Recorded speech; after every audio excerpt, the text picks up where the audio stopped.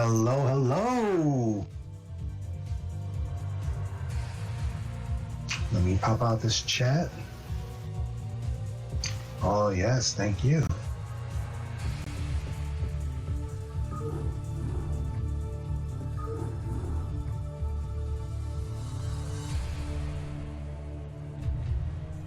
Yes, I am in your CPL channel with you.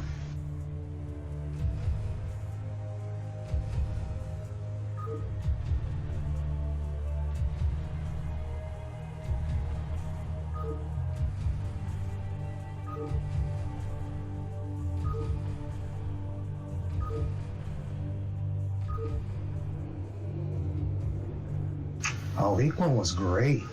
It was just great just to play game.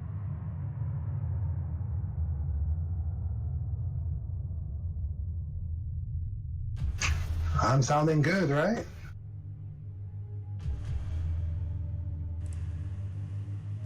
Okay, everybody, so we're back.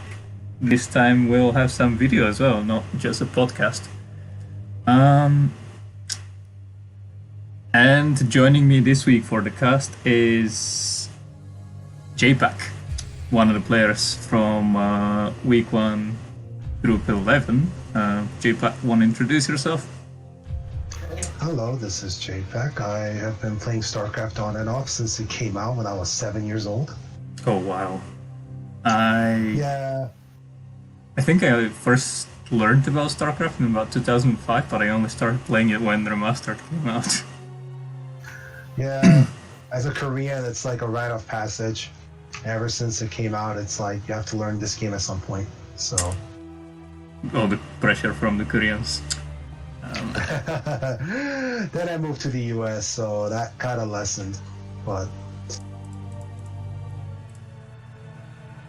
So are you now in the States or are you in Korea? yeah, I'm still in the States. No. I'm currently in Japan.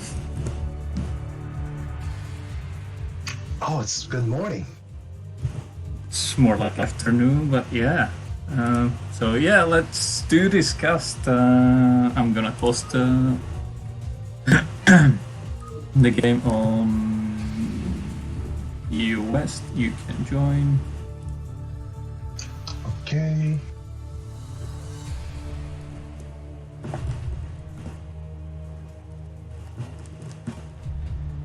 Send you the credentials over Discord. They're very secure. No one can ever guess my password. Oh, it's super secure. It is. Okay, you ready? Oh, here we go. Let me switch the scenes this time to not do what I did last week. Show This matches. isn't the podcast. Yeah, like last week was terrible. Show matches tonight. I don't know. I don't think so. You mean week 2 show matches or the recast from the yesterday's show matches?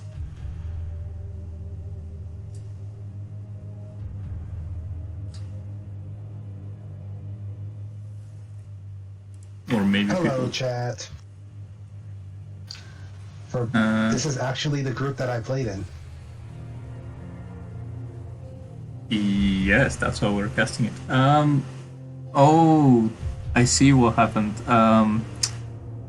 We actually had show matches yesterday, but we forgot to put the upload VOD after the stream, so no one can really access them unless you were there and then when the show matches were happening.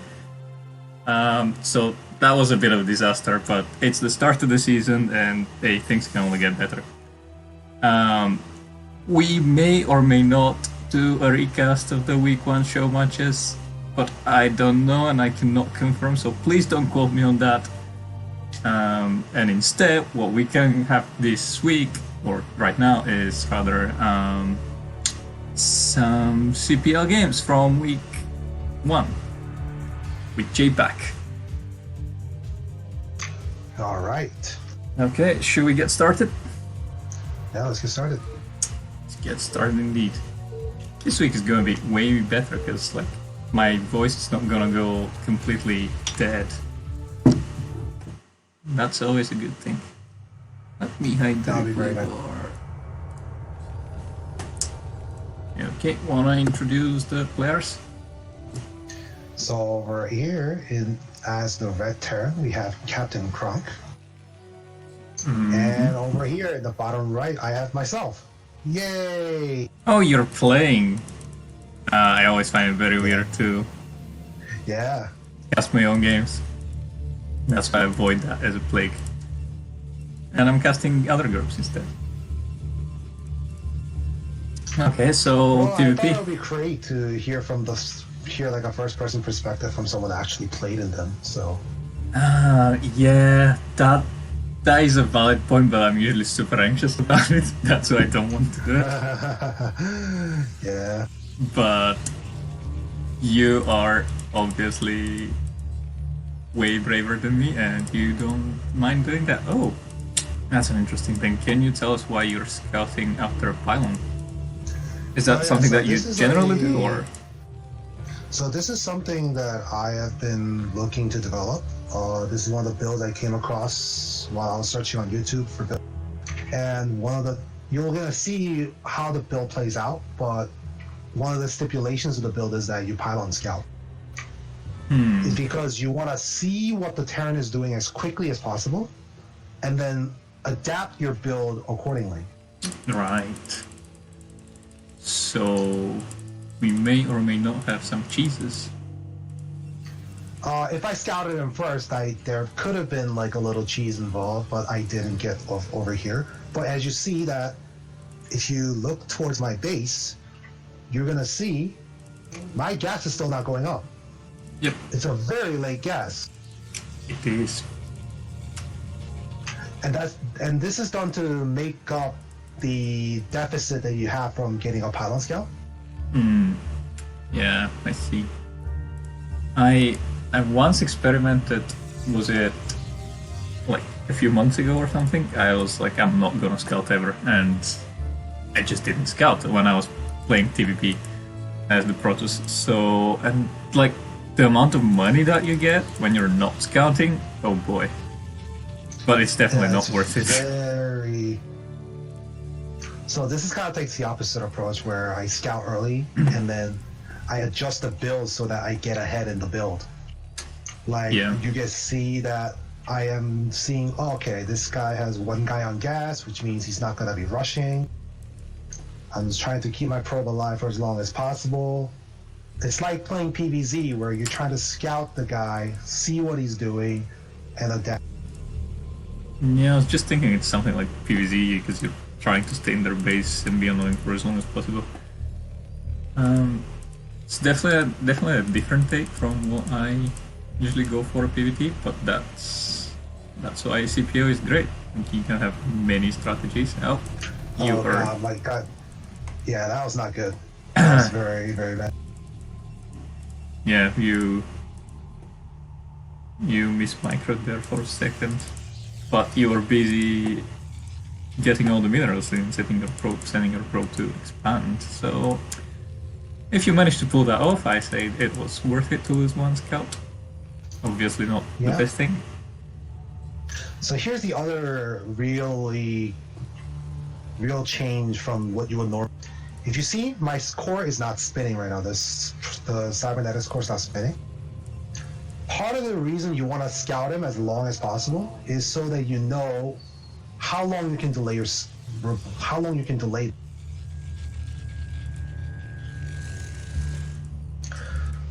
Okay, so there's a what did you conclude from the. Well, I know that he's not going for like a 2-fac rush because he has only one guy on gas. And so he could still go for a 2-tank or FD or 1-tank FD, but I see that he's going for a Vulture Mine first. This means that I'm going to be relatively safe with just this one Dragoon, the second Dragoon on the way, without any sort of range. I just need to sit in my base. So, can you give any intel on why you're so desperate to kill that SCV, sending even probes to do that? The one that was in your base. No SCV comes out alive. That's just the policy. Like you see, like my range hasn't started yet. I have to delay my range for a pretty long time because I know he's not doing something crazy like an early rush. He is going for mines though, but he has 500, 400 minerals unspent. Which, had he thrown that second factory a bit earlier, I think he could have done a very strong push with vultures. If it was earlier, it would have been finished like just about now. But now I have 2 gates, my range has started, and I'm getting Reavers. Reavers at 5:30. But he's getting mines, and you don't. Well, he already has mines actually. There are no obses. Are you in general comfortable with playing like that? Yeah, that's okay. That's okay because I don't have to go out right away with this build because I got my expansion way earlier than most other builds would have.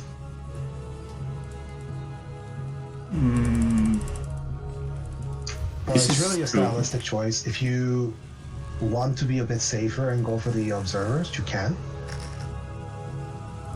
Yeah, I usually like to go for the observers. I just like having intel on this build is this build is meant to be flexible. This build is meant to be adaptable, and that in turn makes it so that in turn means you have to practice with this build quite a bit in order to get used to it. Because it's like a variety of builds, it's not just one build. Yeah, it's like you have to adapt based on what you see. So based on what you see, you might want to get your second gate earlier. You might want to get your range before the robotics facility. If you're seeing like a 2-tank FD put, you might want to put a battery if you're seeing an FD because your range will not be done in time. When do you resume Dragoon production? All of these things are taken into account when you see this build. Yeah, when your Reaver's out already and you are going for ops, which is good. But the reason why I like to have my ops a bit earlier is you don't really know that he's now throwing 5 facts at his base, and I can see that with my Reaver, so as long as I don't lose my Reaver, it's okay. Yeah, if you can micro the Reaver and not just blow it in there, see a few tanks, maybe something attacks your Dragoons, you're like, oh shit, what's happening to my Dragoons? And then you lose the Reaver. That's what I usually do. Reaver taking 2 shots, and these Scarabs so dumb, I swear. Yeah, it's pretty bad. It's... I think there's a way... Oh, now the Reaver is lost, but can you get a few S? Oh, that was a big hit. That was a big hit. You're up 14 mortars. I don't know how many that was, but that was a pretty big hit. That was, I think, 4 or 5 SCVs. Oh, that was like 9. 9 SCVs from that kill. From that Scarab. Wow. That was... Well, isn't that, but... That makes it so much better. But what we have... context about this game, not to make an excuse, but the little context about this game is that I was really tired when I played this. Was it late in the night, or...? I was like... I had basically no sleep the day before, so... Ugh. I was super tired.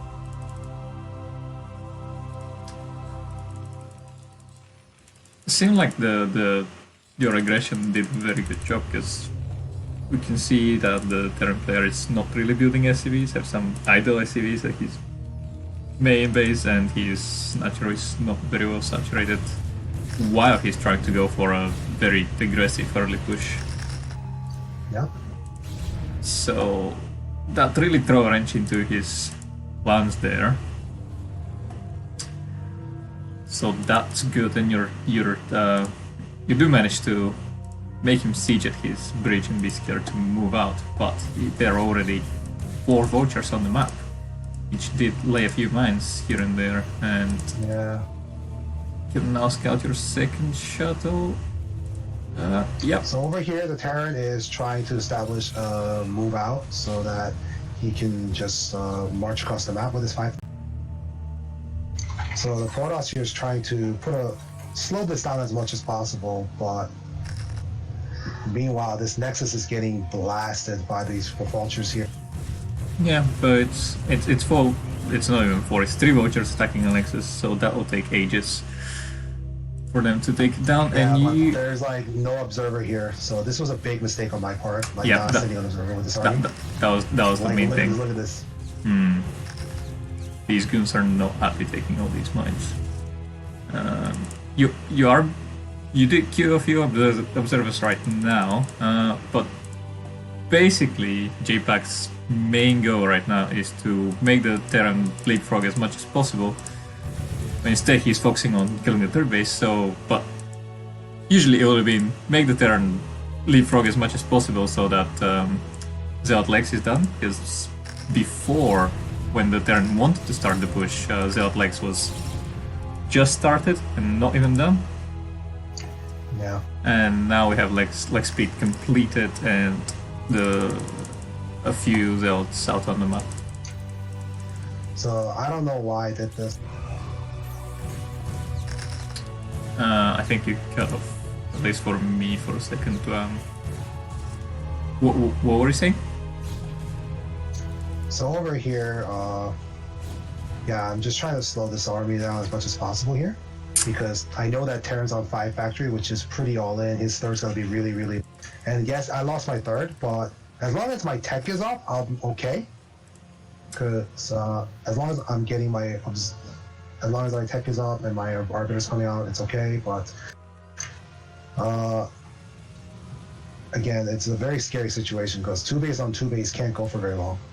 Yeah, and you currently have 8 gateways to answer his 5 facts, and I think you're safe. And sure, it was not good that you lost your third base, but it's not the end of the world. He's not. So this was a horrible attack. I don't know why this attack was ever commanded. Oh my goodness. I sometimes do that, and if you're a bit like me, it's just because you cannot really be so patient against the Terran, and at some point you're like, I need to go now, which is the worst decision that you can make playing against the Terran. Just do not go against entrenched Terrans.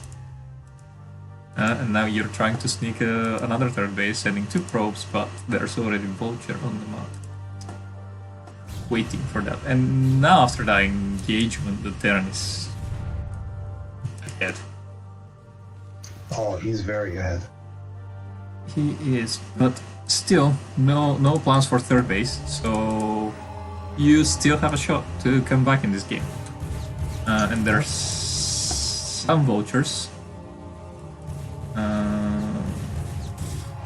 trying to throw havoc, but these 2 cannons and the rallied army will be enough to stop them, so not really to do much. And finally we have the Terran player going for an expansion, or planning to over an expansion, but we have already Arbiter tech done. We don't have an Arbiter yet in production, but this will be done any moment now, I believe. And you're trying to go for another third base. Yep. So any day now. Terrans, oh God. The Arbiters take so long to build. And the time is increased even more if you're not killing them on the start. I know, it's so bad. Oh no. It's good that sometimes like my Arbiter comes out at like 16 minutes and I'm like, what did I do so wrong this game? Oh my god. Unlike Terran and Zerg, Protoss don't get a notification when the building is finished. Do the Zergs get a notification? You're gonna see, so there's a dropship coming over here and trying to harass. You're gonna see my fatigue at work here very, very soon. There's a drop in the main. So what notification do the Zergs get when their building is complete? Building complete or construction, like Oh, they get a building complete notification. Well, I did Kunos not don't know get that. it. Yeah, but Terrans get the SCV saying jobs done or something like that. Can't remember what it was. Oh no, jobs done was Warcraft. But yes, Terran players do get a notification. But in all fairness, they do sacrifice a worker while their whole building is being built, and Protoss players can just fuck all, and it's like it takes one probe to establish a new base Now, in seconds. look at my Stargate. I attack moved my Stargate. Oh my goodness. Oh. Wow, this attack is happening. As long as you do not kill your Stargate, it's not the end of the world, but looks like you will before your arbiters complete. Oh no. Yeah. Yeah. Oh, there it is. It's gone. Stargate's gone. So Well- during the game, I'm like, wait, where's my Stargate? What happened? You're like- Oh god. Was his drop that effective? But yeah, that's why Yeah, drops that can was- be very disruptive early on, and now almost every single Oh, yeah, my. probe in the third base is going down. Yeah. We managed to save 4 probes so far. 2 observers. Yeah. Seeing as how my main and natural almost mined out, that's not as big of a deal as it might have been in others' place. Nice storms though, nice storms on these tanks, and that Yeah. was actually a huge portion of the Terran's army. And Yeah. That was the only way to try to come back is to just get storms because I have a lot of gas. and he's right now starting to mine from his third base, so it's surprisingly it's still okay. Surprisingly. I mean, after that attack at the bridge and this push and losing the Stargate, I am very impressed by you managing to blow your way back into this game. For now, and that's one of the reasons why I hate fighting spirits. SCVs just build turrets everywhere and vultures lay mines around them. So annoying to deal with. It's very annoying indeed. Turrets kill the observers, so you can't see the mines, and then you walk over the mines. It's like a mess. I don't want to deal with it. You need to take your observer range upgrade so that guns can start to leapfrog, and it's just, you need to spend so much APM doing it. Yep. Oh, Another one. can of the things can that I have to work on. the probe? No, two vultures managed to slip in. The probe did not block the fourth base, but they're dealt with right now, and so good. Terrans was having a micro slip just now, but is spending his minerals and actively scouting for bases, so he knows where he expanded. And I see you're going for the no observer mine clearing strategy, just YOLO your zealots. Oh yeah. It works as long as you lead with like 1 or 2 zealots, but I Yeah, don't do that. definitely shouldn't. Not advisable doing it with the whole control group of zealots because they just melt. Oh, they just melt so quick. So quick. That was a few High Templars going down to a mine. And the, Oh, the yeah, shuttles. No, the shuttles. Ah. No Stargate being rebuilt. Your gateway manning. Oh no, Just now I realized why my Stargate is gone.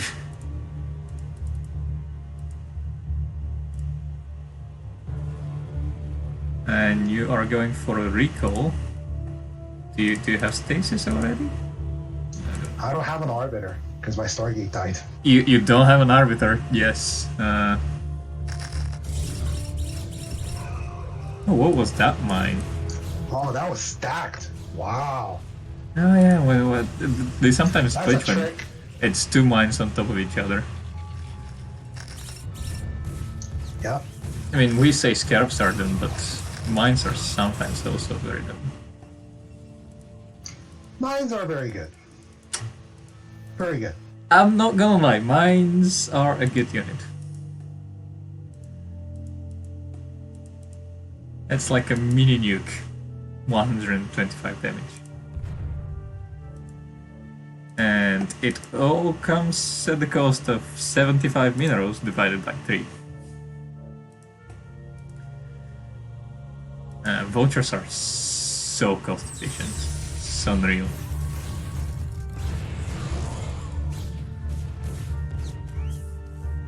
Some Protoss players say that tanks are overpowered and they're so strong in PvP. What I say is usually vultures are the stronger unit. It's not the tanks. It's the vulture. Yeah, it's like when there's like two control groups of tanks and they're max upgraded, knocking at my natural, I probably did something. Like, it's not a game that I'm gonna win, but like tanks, I don't have nightmares from tanks. I have nightmares from vultures, managing to sneak behind my mineral lines, Or killing a dozen probes. or sniping all the High Templars, or laying mines and then your results do nothing. Yep. Vultures are pretty good. Still on 8 gates. But in all fairness, that gateway count is fine in this particular situation because you don't really have the economy to back up more gates. And despite the Terran having, what's that, 5, 8, 9 factories, Terrans and 9 factories. they are only producing out of 4 or 5 at a time at most, so. Alright, so there's a big fight that's happening in the middle. And that was a huge EMP that took down energy of a lot of the... So Storms did a lot of work there. It got a lot of tanks, but it's still not enough. I can't produce enough to overwhelm this Terran army. Yep, and losing High Templars to mines is not great. But finally the arbiter's out. Oh my goodness. And the... Where were you earlier? And there's a GG. J-Pack decides to throw the towel there and call it a game. Yep. I liked how you spared the Terran player from any additional suffering by when the mines targeted your results, instead of dragging them to the enemy army, you decided to drag them to your own. But that was really just the end of the battle. Mm-hmm. So that was a win for our Terran player. Unfortunately. Unfortunately, it's not gonna be the Protoss that is victorious all the time, but it's fine. And looks like we're gonna have Captain Kronk again, our victorious player from last game against another Protoss player. Oh yeah. And Captain Kronk will now face the Protoss player that I did not catch the name of, but it was something underscore PhD. I wonder if he's a PhD student. Or if he already completed his PhD, or if PhD is just some random 3 letters that he threw in there that don't really make any sense. I sure hope it's a doctor. Maybe. Now. We already know that. What were you saying? Okay. Oh, this game we can cast like a regular game. I don't think I watched this one. We can. And they played top versus bottom. Yeah, the Protoss player is definitely smart, PhD worthy. So in the Nice. bottom left corner we have our. Should we go with that? We have our black Protoss player, Sight PhD. And in the top right corner, do you want to have the pleasure of introducing our Terran player? Yeah, in the top right, we have our Terran player, Captain Kronk, who just won the game that you saw previous. Yep, already showing his PvP muscles. Oh, I wonder if the Protoss player is just big brain plays right now, or if he thought that he was in the top left instead of bottom left position. Oh. That happens sometimes. Oh yeah, that happened to me sometimes when you forget what map it is, so you forget where the entrance is. It happens. Given by how confused that probe looked when before building the gateway, I think that he was thinking. Another possibility is like, oh crap, I almost forgot to build a pylon, so I have to build a pylon right, so I don't get supply blocked. Yeah, all possible scenarios that do happen in tier 2 or tier 3 in the CPL, and sometimes tier 1 even. Yeah, like it happens at every level, because this game is very, very difficult. It is, and sometimes you just have like a random brain fart. You've played so many games today, and you just cannot focus on that one game you're playing. It happens. Yep. Okay, so we got a Gateway Scout going out here for our Protoss player, doing the standard build. Not the build that you saw before. This is what you will see most of the time, where you get your gas on time, you get your cybernetics core, you get your pylon like this, and then you get the range at the usual time that you know about. And you want Captain Kronk here going again for the one gas on one SCV on gas and going for the factory. Yep. So standard plays from both players so far. Protoss player, I assume we'll be starting the range upgrade as soon as he gets 150 gas.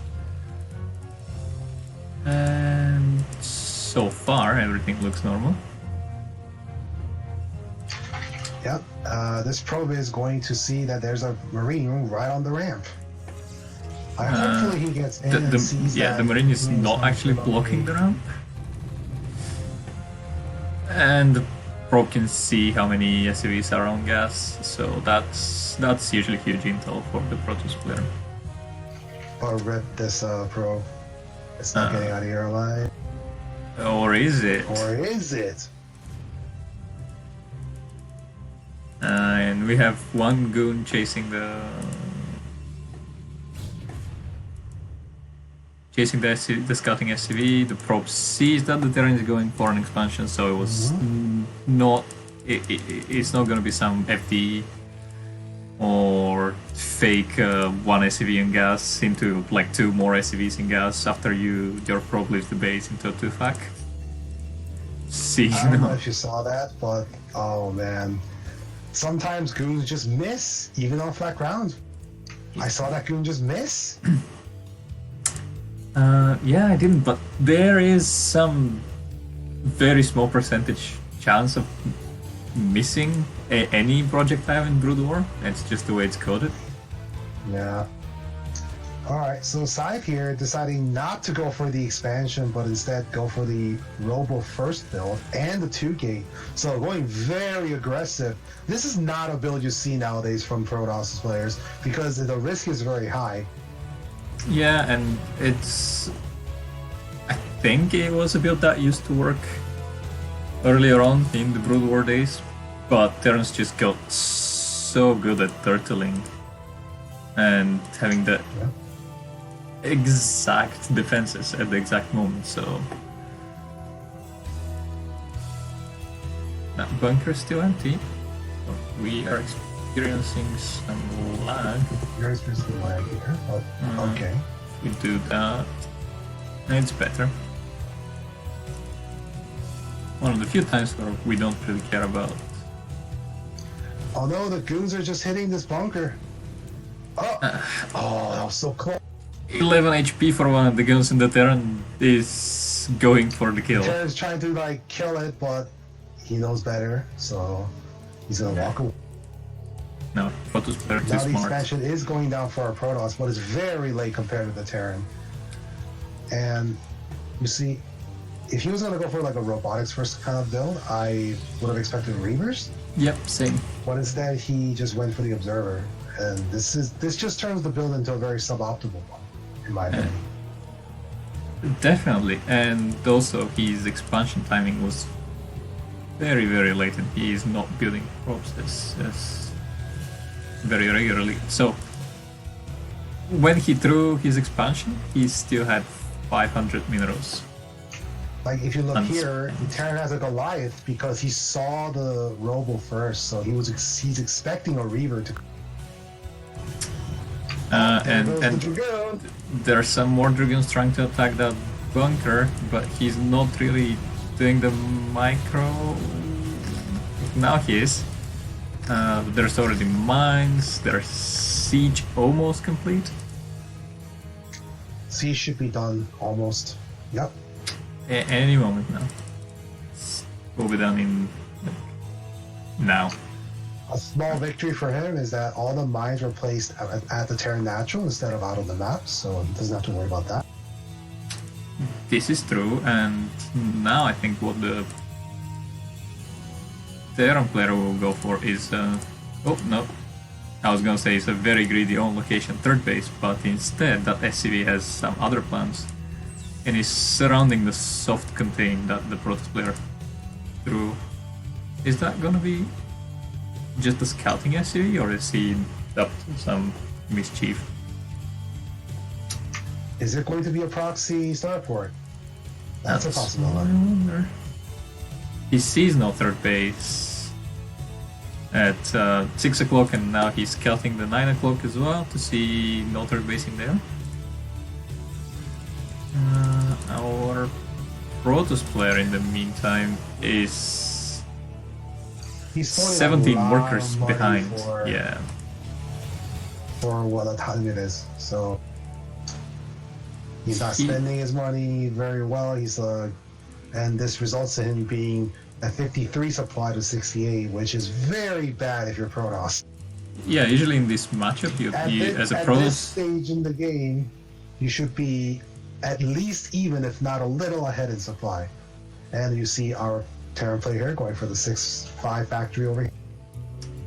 yeah, most of the time in this matchup, Protoss player wants to be ahead of the Terran by, depending on what time it is in the game, but say 10 to 30 supply. Actually, make that 6 factories, going for a 6 factory push. Oh, And yeah, and that 6 fact against the Protoss player that is not macroing that well, I think is gonna be deadly. And it might be the game. He's just gonna roll over. Yeah, it might just be game. I've lost but to this too. Just lose to a 6 factory because you didn't see it coming, or you just weren't macroing well enough. yeah, sometimes Terran players do not go for that third base and just throw 6-7 factories, and it's tough to deal with, if you're not very experienced. I die to 6-7 fact timings sometimes. Because from the Protoss player, especially if you didn't scout that they don't have a third base, or even if you scouted but you missed 1 or 2 production cycles, then you're dead. Yep. So the Terran player sees that Protoss has no third base on the map and is very confused, and we have SCVs cutting every single possible base. Which is a good thing. When you don't know, just scout. And we have some vultures attempting to break the soft contain, but that's not getting broken by just a few vultures. You need some siege tanks. Yeah, maybe some floating buildings as meat shield. And what are the upgrades for our Terran player? He just started +1. He is up just +1, and he's gonna get his. There's a second armory on the way, so he can get more upgrades. Once he should have seen the 5 factories, 6 factories, so he should get more gateways. It's just not the proper spot. You need like 9 gateways if you want to deal with 6 factories. Yeah, but I think no, I can't even say that because sometimes in the preseason of CPL you get some sort of mismatches. Like one of the players is skill-wise somewhat better than the other player, and if that happens, there's not much you can do. But like I'm not sure. The Protoss player does have at least the APM. He lacks his the mines. Oh man! Oh, there's a lot of ice cream here. A lot of ice cream. Oh, yeah. That is so many goons lost. Oh, the blue. No way. Now all Terran has to do is just rally his units right over to the front gate, and Protoss will not be able to. Yeah, Protoss player is 50 supply behind right now. And oh man, that's an awful place. Not having an observer with that goon army was, I think, what spelled the Protoss is dead in this situation. Yep. But I think that's, like, obviously our Protoss player is not gonna win, and we have Captain Krong be victorious twice in a row against Protoss opponents. But what I was gonna say for the Protoss player is, I think it's all good because right now he has the APM. If he just works a bit on his macro and just some mechanics like having an observer with his army, I think he is like he has the potential to improve his play a lot. Oh yeah, there's definitely potential to improve. Heck, like I'm a very different player from one day to the next. Some days you feel like a god, like, oh man, I did everything I was supposed to do in this game. And then some games where you're just like, I did nothing right. I did nothing right in this game. Yep. But the star base is gonna go down. So sad. So maybe and the thing is that just now he's on like the 2 add-ons, so any tank that dies would have been a big deal, but as it stands right, so much ice cream being made, so much blue ice cream. Oh, delicious ice cream. How old does that mean with the Koreans and the blue goo being ice cream? What was that? How old is the meme with blue goo being ice cream? With Koreans? I don't know. It's been around for a long time. Yeah, because I've heard it from some Korean players. Ooh, and another thing that now that I've recently moved to Japan and I'm able to play with Koreans most of the time, another thing that I'm stunned by is how often do you get good luck, have fun at the beginning of the game playing with some people from the States? I don't pay attention to that on the ladder. I just play. I usually, before that, I was playing in Europe, and in Europe you'd see it 80, even if not 90% of the time, and I was in the habit of just having that good manner and saying good luck, have fun. But what is that Terran player doing? Oh my god, the Protoss managed to hold on with his non-existent supply. Yeah, but he's got so much more army back home. He just needs to bring them. Yep. He needs to bring them over here, and he's gonna be able to just roll this over. And there's like a big army at the Protoss third base as well. And these I guess that there is some merit of sieging the tanks over there. Because, yep, that might happen. But honestly, any move for these tanks would also be a problem. So the Protoss player does not lack the game knowledge. He knows to surround the contain and try to flank the Terran army. It's just that his macro this game is just invested. He just needed more gateways. Yeah, that's what happens. He just needed more gateways. In fact, I've learned that it's better if you're a lower level player to just have more gateways than you're supposed to. Yes. Than none lower. Than few.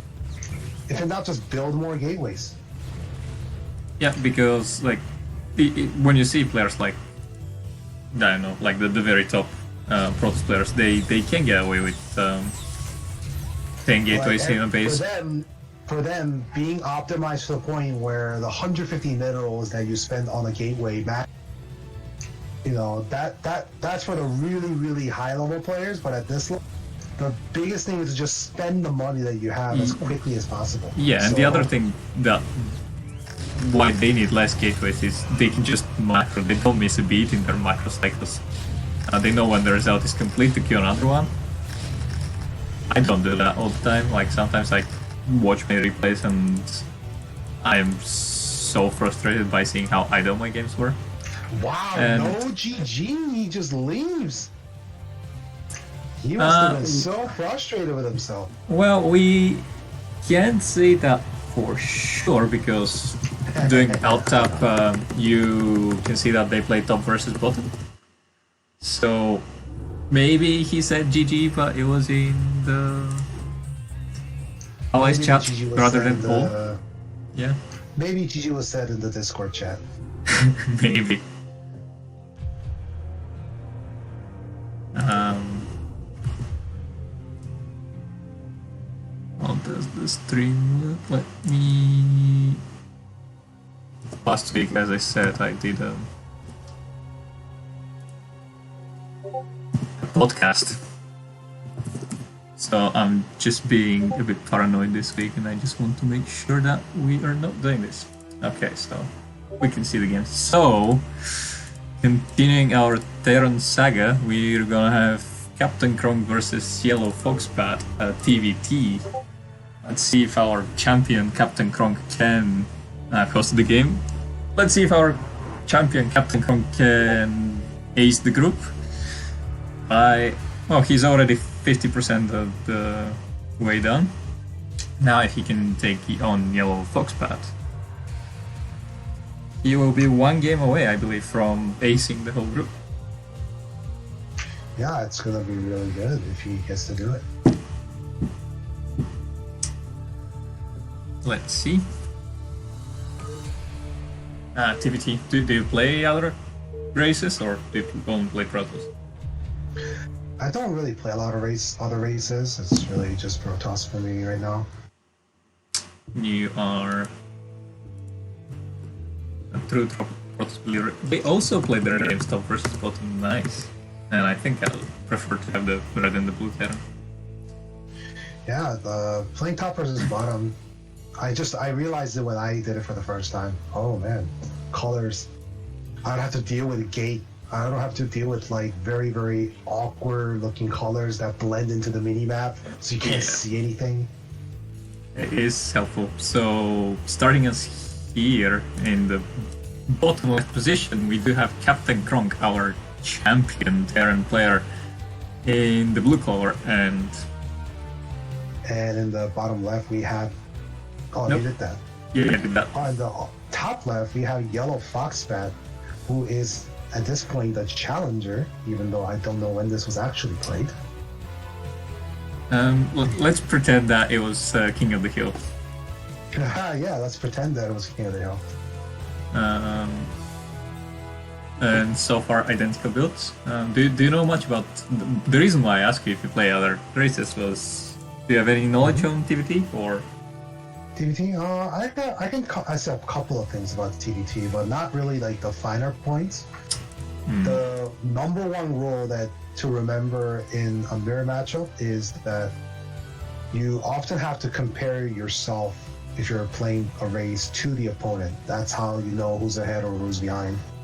So here we see the standard barracks coming out for both players. Let's see if one of them decides to go for the Rax expand or not. Yep, and they are both building their Raxes closer to the ramp. I assume the reason is they'll just lift the barracks and try to scout with it. When it's completed, yes, Terran buildings can fly. Terran buildings can fly. Yep, So good. that's the So good. that's the future, man. Human race is so advanced. Buildings They can now can build fly. everywhere. They can fly. Like, what is this? I'm restricted to whatever the pylon says, and Zergs have it even worse. Which is the pylon. It's asymmetrical, so you cannot build the same amount of buildings on the left as you can build on the right. Because that totally makes sense. So here you see that Red Protoss here, Yellow Fox Pet, sees that Captain Kronk is going for the gas adjustment, which means he's going for some sort of factory expand. Same thing here for Yellow Fox Pet himself, although Captain Kronk has yet to scout him. Yep. So far we do have identical builds from our Terran players. Mm-hmm. We don't really see any divergence, but that Marine...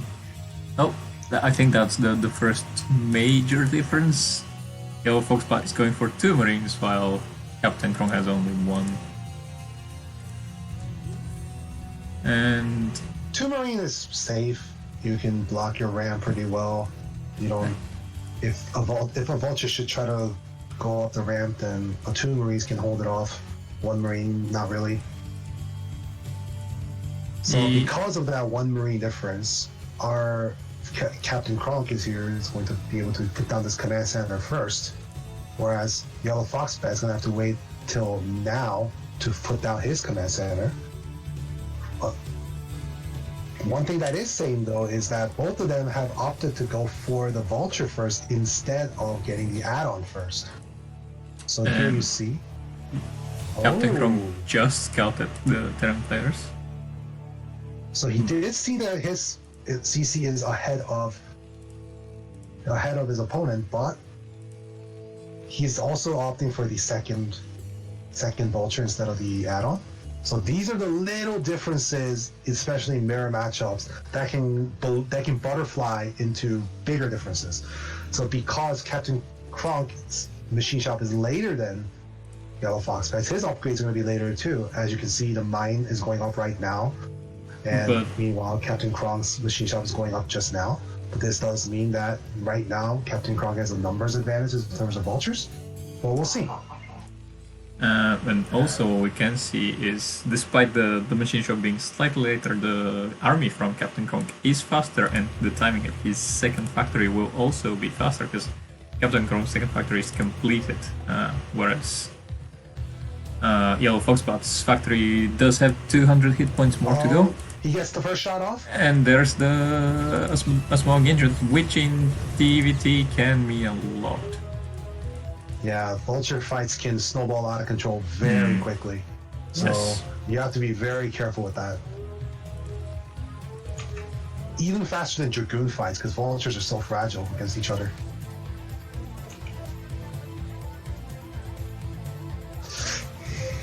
And we do have an armory from Captain Kronk and nothing yet from Yellow Foxbat.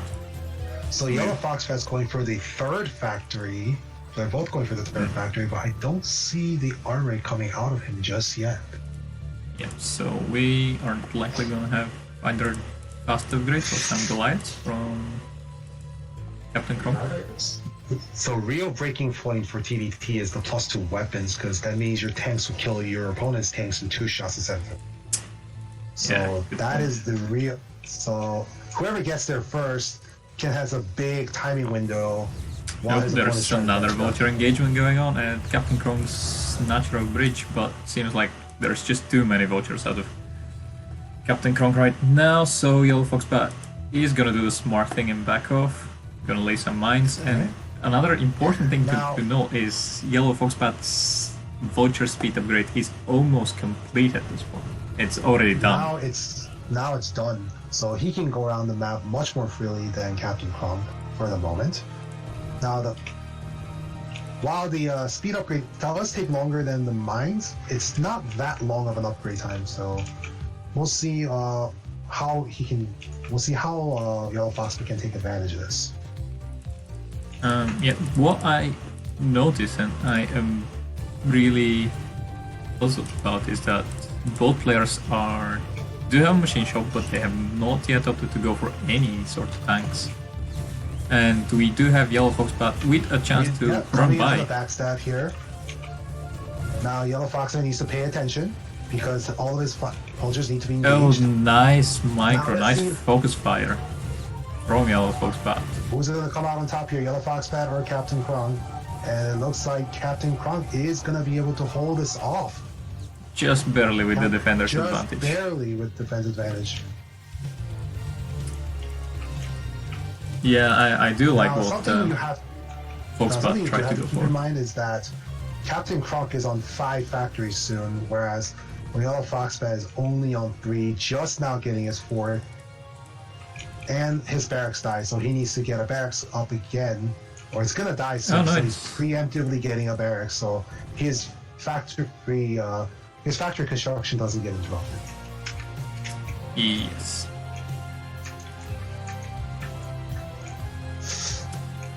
What I learned from Arctosis once was that even if your factory is dead, as long as you give the SCV the command to build the factory before the barracks is dead, it will still go and build it on point if you have the resources.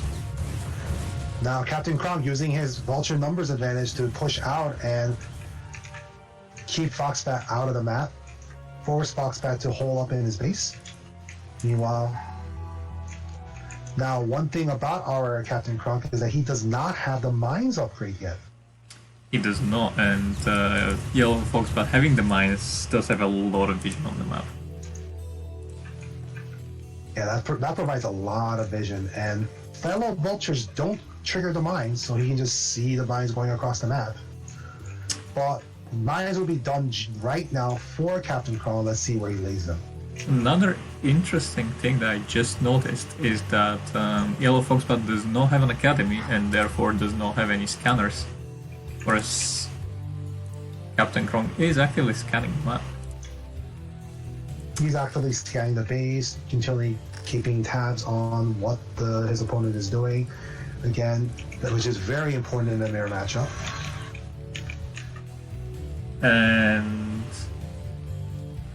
Foxbat does have the tanks, so that puts a big pressure on our blue vultures to back off. Yeah, but at the same time, Captain Kronk does see that his opponent is now going for a CC, and he had a lot of minerals himself, so he could have just thrown a few factories, but instead he decides to go for a control tower, another armory, and a science facility. So he really wants to get these upgrades fast. Oh, one of the tanks died from Captain Kronk on the way over at Pupil Mines. He has scanned the base, but not so much the path over to his opponent's base. Yeah, his scanner was way later than his opponent's. Now he's clearing some mines, Yellow Foxbat is. Which is very good for him. All the mines in front of his base. And what Captain Kronk is doing is that very annoying thing, building something on site, so Yellow Foxbat cannot land his command center when he gets there, and putting on some mines to be extra annoying. Oh yeah. And the fight for territory has already begun. We're in the TVT. Welcome to TVT, where it's literally lines drawn on the map. And see who can outflank the other, who can penetrate the other guy's defenses. Every inch matters in this matchup. Oh yeah. It's not about controlling resources, it's about controlling the map. Controlling more of it. That's how you win TVT.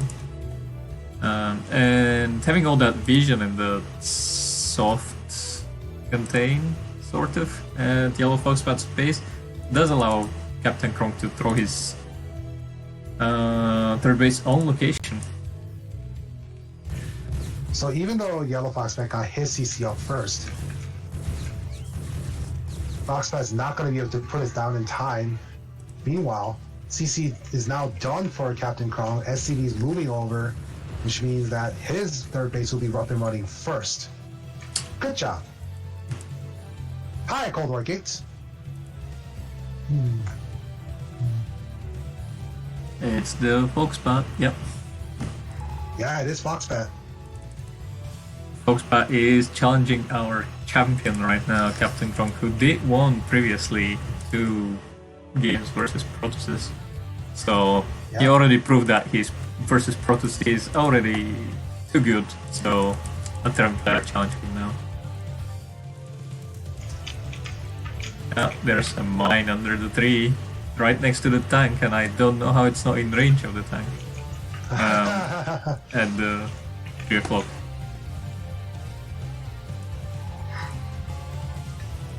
Oh, right under the tree. Oh man. Yeah. Look at that tree. That tank's probably just out of the range of the mine. Yep, it's just outside, like 1 tile more to the left, and it's gonna pop up. Yep. And we do have a drop from the Captain Kronk going on. Very annoying managing to lay some mines, but... Nah. One drop just worth is not going to do a lot of damage, but yeah, it does divide the attention. It forces Foxbat to respond, and there's no Goliaths to prevent this dropship from going back out and carrying more stuff. Yep, I guess what... It was a good diversion of Yellow Foxbat's attention, but I guess what he was really hoping for, ideally, was that his mines would connect to some of the tanks that were going to defend the cross, but... Yellow Foxbat's too smart for that. Did manage to throw the scan before going up the drop. Oh, now Yellow Foxbat is trying to run by his vultures up into the base. Doesn't get there. There's a tank in the way, and he ends up just throwing these vultures away. Almost. Yeah, without doing much. Now, one interesting note here is that Captain Kronk is getting the armor upgrades. Now, while the armor upgrades won't really matter in tank versus tank fights, it will matter a lot more in vulture versus vulture fights. They are currently both going for armor. But also, really? yeah, because Captain Kronk did his science facility so earlier, while Foxbat was going for his third base, Captain Kronk's +2 is almost done. It's already done, actually. Just completed. Wow. It just completed. So right now, yeah, right now, Captain Kronk has 2 upgrades advantage, which is huge. As we said earlier in the show, +2 weapons on your siege tanks is huge because that allows you to kill the tanks in 2 shots instead of 3. Which means you have a lot easier time breaking the opponent's line, while the opponent has a very much a harder time breaking into yours. We had a drop at the 12 o'clock position while you were explaining that. I did manage to take 5 SCVs, but I think the bigger damage right now is that there are 10 SCVs that were idle for about 10-15 seconds. Oh my god, another mine that's just outside of range at the Captain Kronk's bridge. Oh, I see it. It's pretty annoying. That's pretty hilarious. Now, one thing about Captain Kronk right now is that he is floating a lot of minerals. Now, this isn't that unusual in TVT, as mineral is not the primary resource of concern. It's really your gas, because more gas means more tanks, more Goliaths, more dropships. So you just have a lot of minerals left over, which you also use to throw down turrets and CCs. And meanwhile, so he's using his upgrade advantage, Captain Kronk, to get into this try to break into the Foxbat's line over here, and I think he's going to succeed. I think he will, yes. But Captain Kronk over here is going to face some vultures, but those vultures will be taken care of in very short manner. And Yellow Fox had a huge supply lead before this, but thanks to that, the supply lead has considerably shrunk. Correct, and Captain Kronk almost manages to take control of his opponent's bridge, which is really strong because if you can stop the reinforcements, that's huge. Oh, Yellow Fox bleeding some tanks over so here. Many tanks. An all too common problem in TVT, where if you're one step too close, you just die. Yep. Yeah, but currently, I think Yellow Fox Bat is good to defend because he has more vision, thanks to that flying barracks, and tanks can shoot further than they can see. So. But he was, as I said, Captain Kronk did manage to siege just close enough to get into the way of these reinforcements. I think he's taking a lot of them.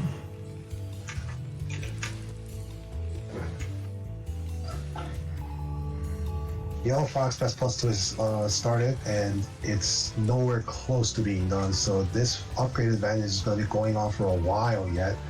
Meanwhile, Captain Kronk already on the +3/+3 train. That'll be done in due time, as well as starting to get up the dropship count so he can be more mobile out on the map. I really like the play that Captain Kronk is showing, except the fact that he doesn't really scout the top right base going up.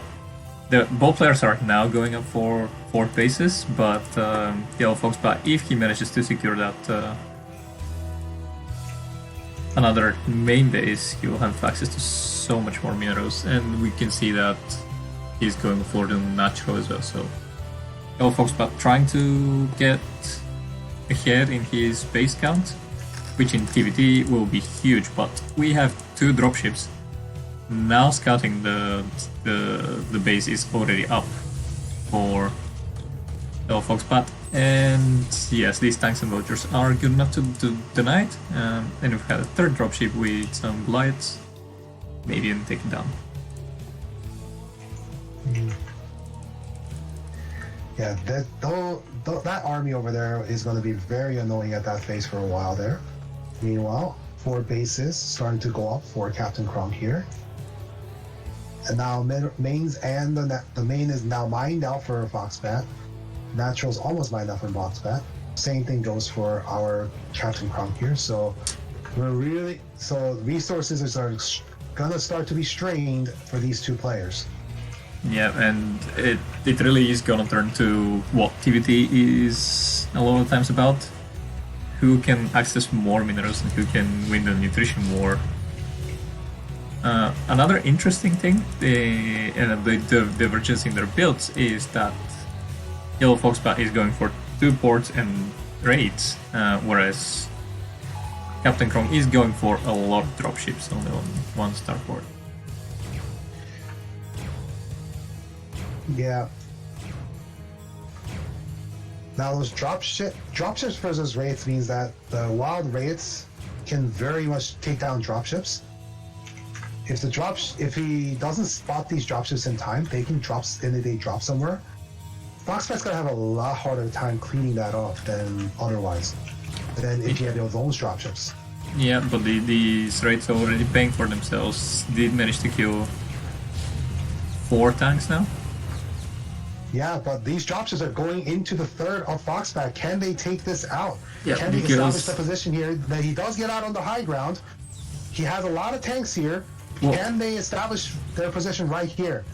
What he's lacking right now is Goliaths, and all these dropships go down. Oh, these dropships are going down. All of them are going to die.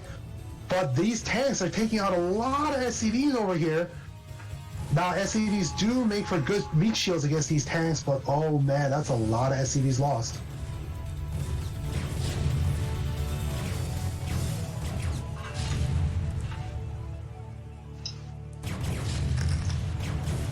Meanwhile, Captain Funk's still on those 50 SCVs, gonna need to transfer them over to the 4th base that he has established over here. But that just led to a huge supply lead. If you look, there's 117 supply for Yellow Fox Fat to 182 for Captain Kronk over here. Yeah, and also his worker count did plummet quite a lot because he managed to kill all the SCVs but one at the 12 o'clock position. Which was half of the SCVs that Yellow Fox Bat has overall. Yeah. Now, Yellow Fox Fat does have the raid count going up and up, but with this supply deficit, I don't think he can pull this off. All it takes is one scan with Goliaths. These are fully upgraded Goliaths, by the way, with +3/+3, which means that those raids with no upgrades will do pretty much no damage to those Goliaths. This is correct. And can the Goliaths get in there in time? And the raids do have cloak, but that doesn't really matter because Terran's... You pretty much have all the scans you need at this point in the game. Indeed. If you have 4 of them, 3, 4 on the way. The only thing that Cloak is doing right now for the Terran player is just forcing a bit of extra APM from his opponents.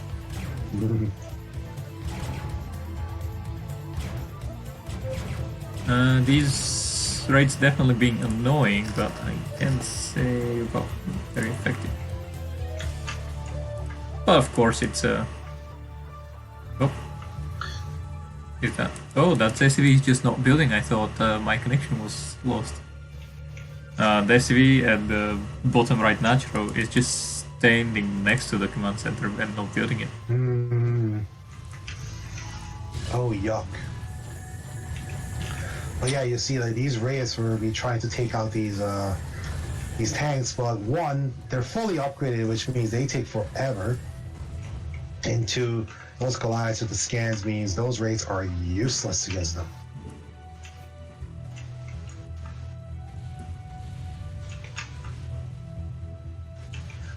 Now, while the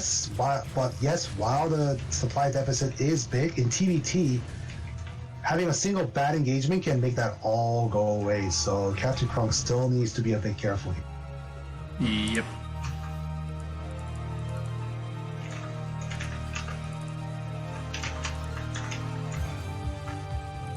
Now, if you look at our resource situation, Captain Kronk is now going up on 5, 6, and with the 6th base on the way.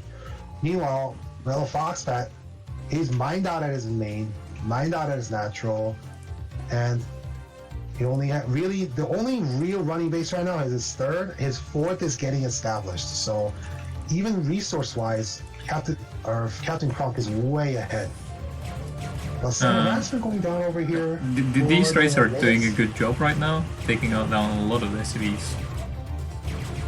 Or at least being annoying at the 3 o'clock position. No, that's 9 o'clock. But it's only a matter of time until these Goliaths come and clean house.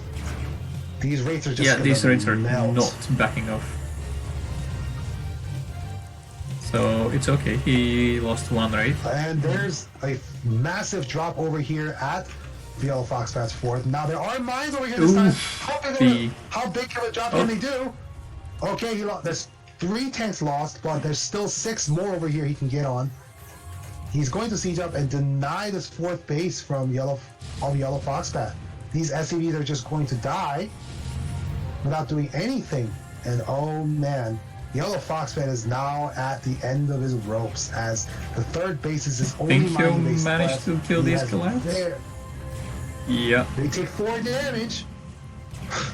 Well, he does manage to take them out, but oh man, these raids.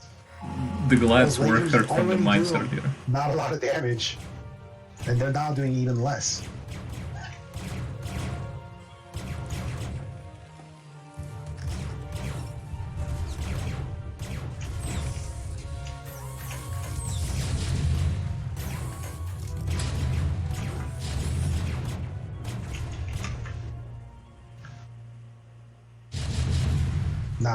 Now, did those dropships come out alive?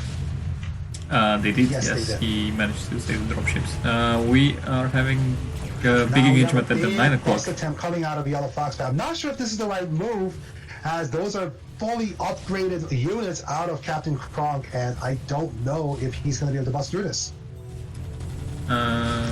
He does have the numbers advantage though, so there's... The answer is no. Siege tanks are just too strong when they're in position. It's 8 siege tanks versus 8 siege tanks right now, so whoever moves... loses. dies. Yep.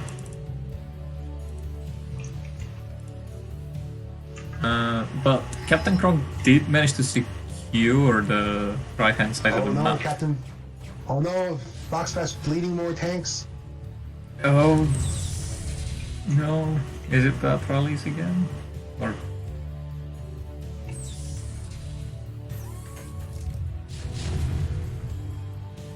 yeah, Yellow Foxman needs to get his 4th and 5th base up right now, because Captain Kronk is sitting pretty happy over here with 4 bases right now. But if you see at the 4th base, these SCVs are just trying to get in. They're like, let me in. The door's locked. Let me in.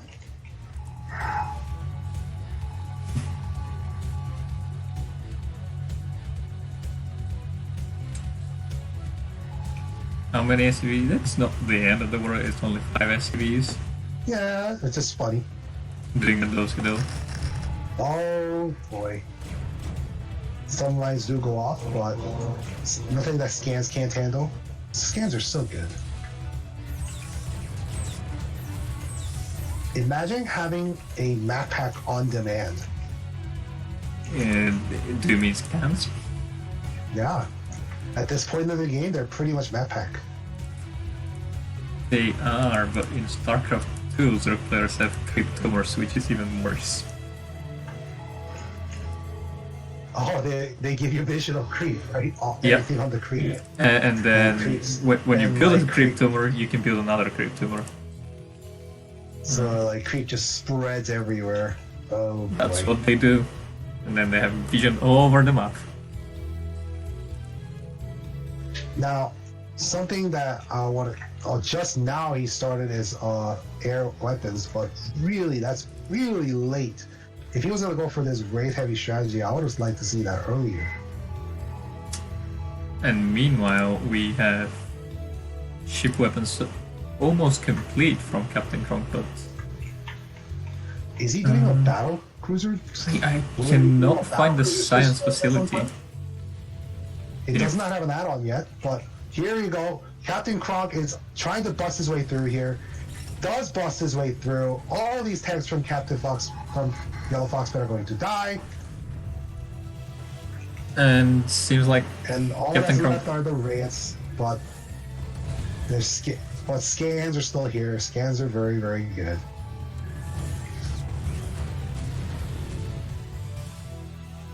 Captain Kronk did manage to secure the... well, these mines. Did manage to secure the right-hand side of the map. Can these Goliaths take down the raids? The answer is... yes. They're good enough to push the raids. Was that 3 or 4 Goliaths? That was like 3 Goliaths. 3 Goliaths. All fully upgraded. And the raids do 4 damage per hit for these Goliaths. Is that right? They take 4 damage per hit from those unupgraded grades, while they deal 32. Oh. But they do 2 damage to tanks, don't they? Because tanks are large units. Or do they do 4 as well? For ground damage is normal, so they do 4 damage with their upgrades right now. Now Captain Kronk trying to inch his way forward, but Yellow Foxbat does have the reinforcements. Can he hold this line? He needs to hold this line if he wants to have any chance of staying in this game. Those raids are very, very injured. They're going down one by one. But Yellow Foxbat is still bleeding those units. Very much so. Meanwhile, Captain Kronk over here is getting those dropships ready for another drop. Let's see where this dropships go. Where are the dropships? Oh, yeah, They're moving across the map from this natural. There's 2 dropships on the way. Only 2 dropships, yeah. I think that'll be for breaking the positions of them there, rather than doing anything else. They could just as easily drop into the undefended 4th base over here for the Yellow Foxbat did manage to see these dropships and will take down the first one. And will he take down the second one? He did, and the mines did the rest of the job. Does get 1 vulture dropped, but that will be cleaned up pretty easily.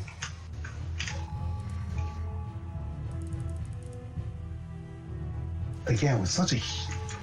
You see, this is the nature of TVP. Even with such a huge supply, you can't attack... You can't just A-move in TVT.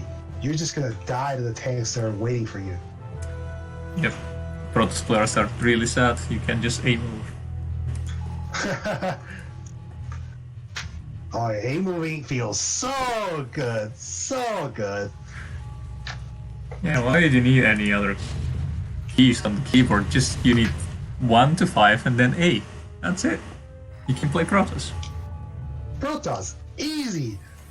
Just ask Artosis. Yep. It's the best race in the game if you ask Artosis. Although it does have the least amount of like high-level champions, but that's another story. Now, this 5th base of Foxbat is going to be harassed by these vultures over here. The SCB is trying to do combat with these vultures, but I think they're going to do it with the help of these raids. But in the nice drills. While he's distracted by this, the Captain Kronk has moved up his siege tanks. They're going to siege up, and this siege line for Yellow Foxbat is going to melt. And with this 3rd base gone, 4th base and 5th base vulnerable, I think Yellow Foxbat is just about done here. Yeah, I think... Now all he has to do now is unsiege these guys over here, move them up to 4th base off Yellow Foxbat, and he will get the GG. Yeah, as long as he secures that bridge, and Yellow Foxbat cannot get any reinforcements to his only 2 mining bases, this will be game, and that's what he's doing right now. He's trying to take control over that bridge. He does have enough Goliaths to push down the raids, and is about to... Yeah, he just managed to siege in range of the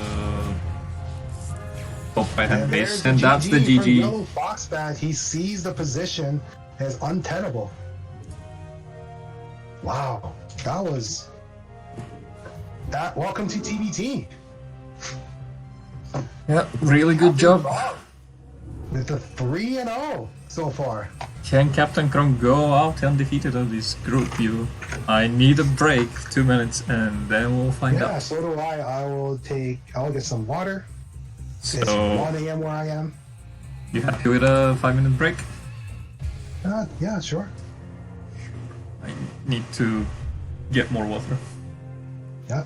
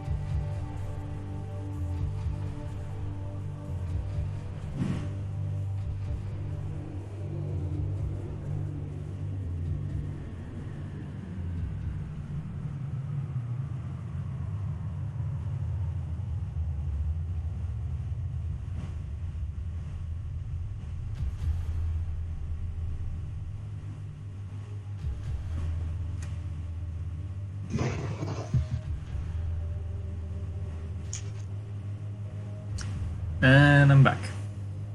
You here? JPack?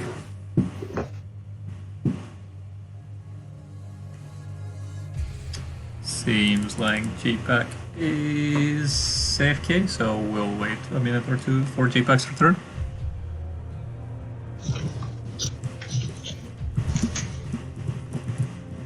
Alright, alright. Now there he is. Your tea. What kind of tea are you drinking? It's just whatever I had in the house. Is it herbal tea or some caffeine tea? It's it's a herbal tea. I think I prefer herbal teas more. But living in the UK for 8 years, I did start to drink a lot of Earl Grey as well. Oh yeah, living in the UK will do that to you, right? It does that to everyone, you just can't help it. And what he did to Rapid Casting was he got very addicted to some like junk food in the UK. It's called Jaffa Cakes. Oh, I have heard of these mythical Jaffa cakes. From Rapid? No, just in general. They're not even considered like the best tier of snack food in the UK, but Rapid is so obsessed with Jaffa Cakes. You hear him on the PSL, on the STPL cast. I don't think he has mentioned the Jaffa Cakes on the official ASL stream yet, but it's just a matter of time. And currently my replay folder says otherwise, but I feel like we need to follow our champion Captain Kronk and then come back to the other games. So Alright, that sounds like a good plan to me. yeah, I think I should apologize to you because we are skipping two of your replays, but we'll come back to them later after JPack, after we see Captain Kronk. Oh no, please. Let's see if he's able to, because I don't think I saw this game. I didn't care about anyone else. Yeah, I'm selfish. I didn't care about anyone else. Yeah, I usually don't really care about the other games of the players that are not me in my group as well, so I totally get you. Yeah. Okay, so Yeah. I think that's a TVZ, if I'm not mistaken. Yeah, I think this is a TVZ. Psychro was a Zerg player. Yeah, Psychro. Speaking of the UK, I think Psychro is from the UK. Psychro is, yes, a fellow UK player. It's not a lot. It's him, Kix, and Cadenzi, and Sale used to be.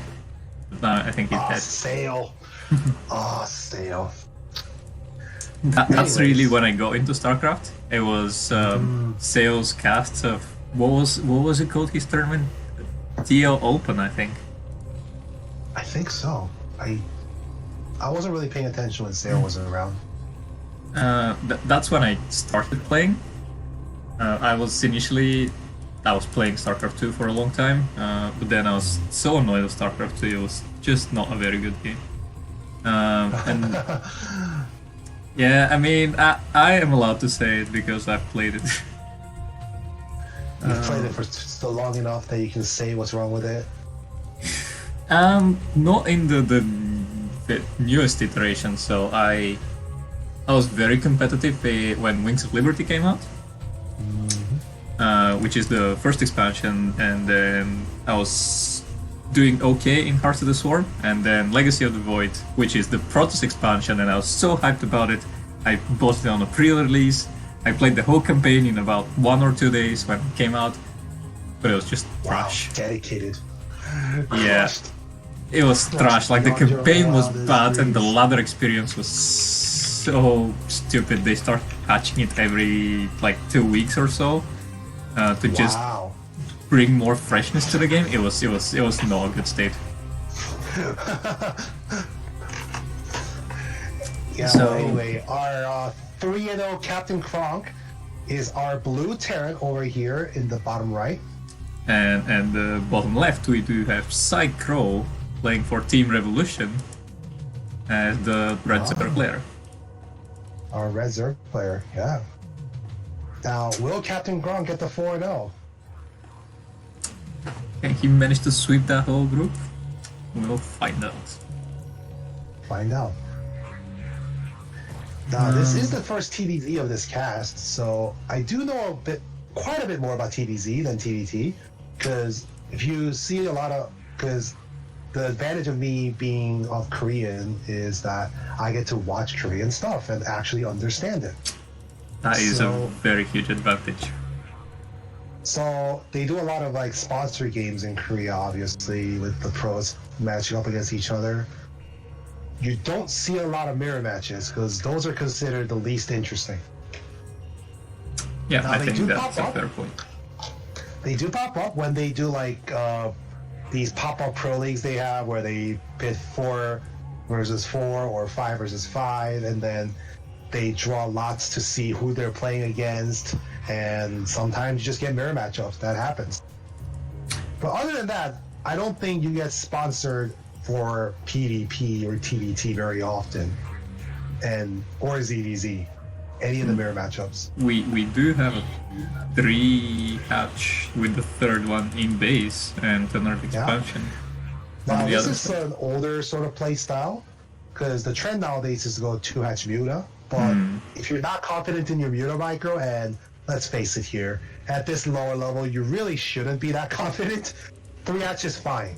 And also, what plays into account in these games is Sai Crow does play from the UK, and Captain Kronk in his previous game I did learn that he's from the States, so they probably played on turn 14 or 12. And that does that make a huge difference? Yeah, you don't really want to be microing Mutas on that turn rate. You'd much rather go Lurkers. Fair enough. But now this SCD block seems a little excessive, but you really don't want to let these SCDs in. Yeah, Zerglings in your base are almost as deadly for Terran players as they are for Protoss players. Yep. We do have that SCV working on the creep colony, and some Zerglings are gonna push that way. Oh yeah. Now, Captain Kronk is, I don't know if he scouted into the main base, but he should have seen that this is not like your typical two-hatch build. So this right now he's doing a response you do against the standard build against the 2-hatchery, which is the Turax Academy. But I think once he realizes that his opponent went for a 3-hatch build, I think he's going to be able to afford to put down more Raxes or tech up faster. Yep, I agree.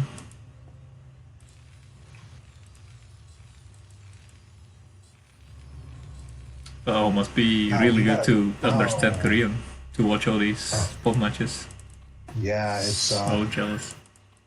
I get to watch a lot of Best, Bisu, and they fool around sometimes. Like, something I've been watching recently is Bisu, and he had, Fireman here got married. Who got married? So this older pro named Fireman Hero. Fireman Hero, yes. Fireman Hero, yeah, he got married, right? I thought that was like a long time ago, wasn't it? So he got married like last year. Oh yeah. It hasn't been a year yet, but Bisu had his wife over to do a stream together, and oh man, it got it got a little there's a little tension there, if you know what I mean. Yeah, I did hear from Tasteless that our both Hero's wife was a big fan of Bisu. Oh yeah. There are clips over there, like they have edited clips on Bisu's channel where you see him hugging her, feeding her sushi, like all the things just to rattle Firebat Hero, And Firebat Hero later on was telling Flash in another stream, like, my God. Oh, we have 10 links. Backstabbing the natural. Meanwhile, we got The Ling backstab is gonna force these Marines to come back, hightail their butts back over here, try to clean this up. But oh no, the Marines, they're stuck by the river. What are they doing? Get it over there, man. I think what happened was he clicked on the minimap. Yeah, I think he clicked on the minimap and oh no, these SCVs are going down one by one. This fireman trying to do work, but it goes down. These turrets are going to be demolished. Did you see the new micro tricks that Flash and Firebot Hero showed with the Firebot? Yeah. It's not new, but like Flash had like the one trouble that he had was with the Valkyrie micro where you make it shoot and then move backwards immediately. So Firebot Hero was just, showing him a way to just get that consistently. Yeah, I'm not gonna explain it here because it requires me to actually do it with a visual aid. It won't be. I can't explain it that well. I have just over the no voice. idea how you do it, but I think it's some sort of a patrol micro that you do. Is that correct? It's a kind of patrol micro. There is a kind of triangle involved, but I'll just leave it at that for now. Yeah, fair enough. So the 9 meters are out for our Zerg over here, and his third is already up at the close space with the Sunkens up. So let's see if these 9 meters can do damage. They don't need to do damage. He's already done enough damage. Like having a higher drone count than SCV count at this point in the game spells very much a disaster for Terran. That's very bad. That means he's not going to be able to get as many Marines out, that much of anything out. Yeah, Captain Croc is sitting not so pretty right now, being the 25 supply deficit, which is definitely not where you want to be as Terran. These mutas are doing some work. Yeah, they're doing a lot. They're managing of work, to, yeah, they managed to just kill the turrets. And the natural, and I think they can just take the natural right now, but he is too busy dealing with the counterattack at his third base. Natural.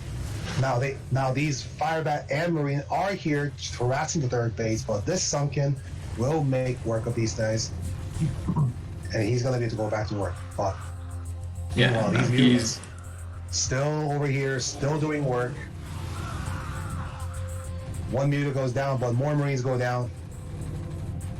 Trying to micro, but doesn't get it. But Captain Croc is still in a very, very bad spot over here. Very bad spot. yeah, 35 drones to 25 SCVs, not good. Not good. And we got Lurker Tech on the way, we got Hydras up, we got more Lings up. We made some mutas again, and oh man, this third base is in the up and up. We got 2 Evo chambers going up. Yeah, this Zerg is in a pretty good spot right now. Pretty happy camper.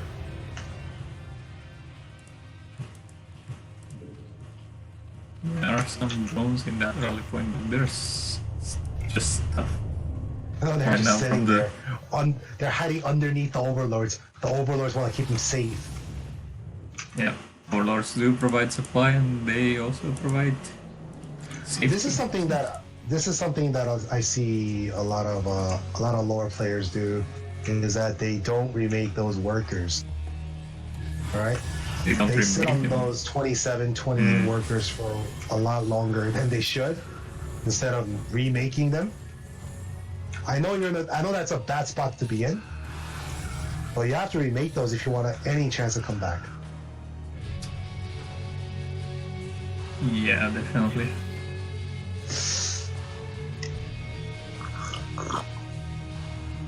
But look at the Zerg's natural, what's going on there. There are 10 That's a lurkers lot now of being lurkers. That's a lot of lurkers. And I think another macro hatch for our Zerg player is going to do some good. He's floating some minerals. Or even better yet, getting a fourth. Getting a fourth up on the upper left corner. And then just park the 2 lurkers there. And Terran's going to have a very hard time breaking into it because he doesn't even have a science facility up yet. It's just Honestly, going up. with these 10 lurkers, I think he can just go what he's going for right now. Just walk in with 10 lurkers. I think you can do it. Yeah, I think borrow you can do them and... Okay. Oh, yeah, this is like a very bad place for the Terran to be on. At some point he'll just corner the Marines and yeah, that's gonna happen. Yep, like that happens. such a massacre. There are still 6 lurkers Even with left. the upgrade disadvantage, numbers win games. Yeah, and there's some Mutus as well that can also provide some additional DPS, and he's doing that right now. Try as you might to focus fire, it's just too many of them. Too many.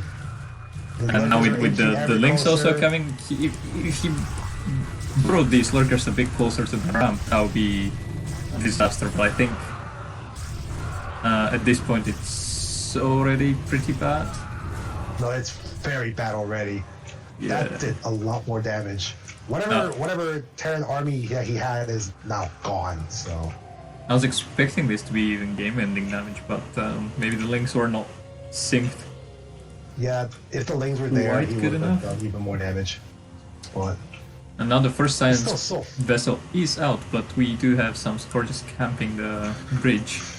And if they manage to find that science vessel...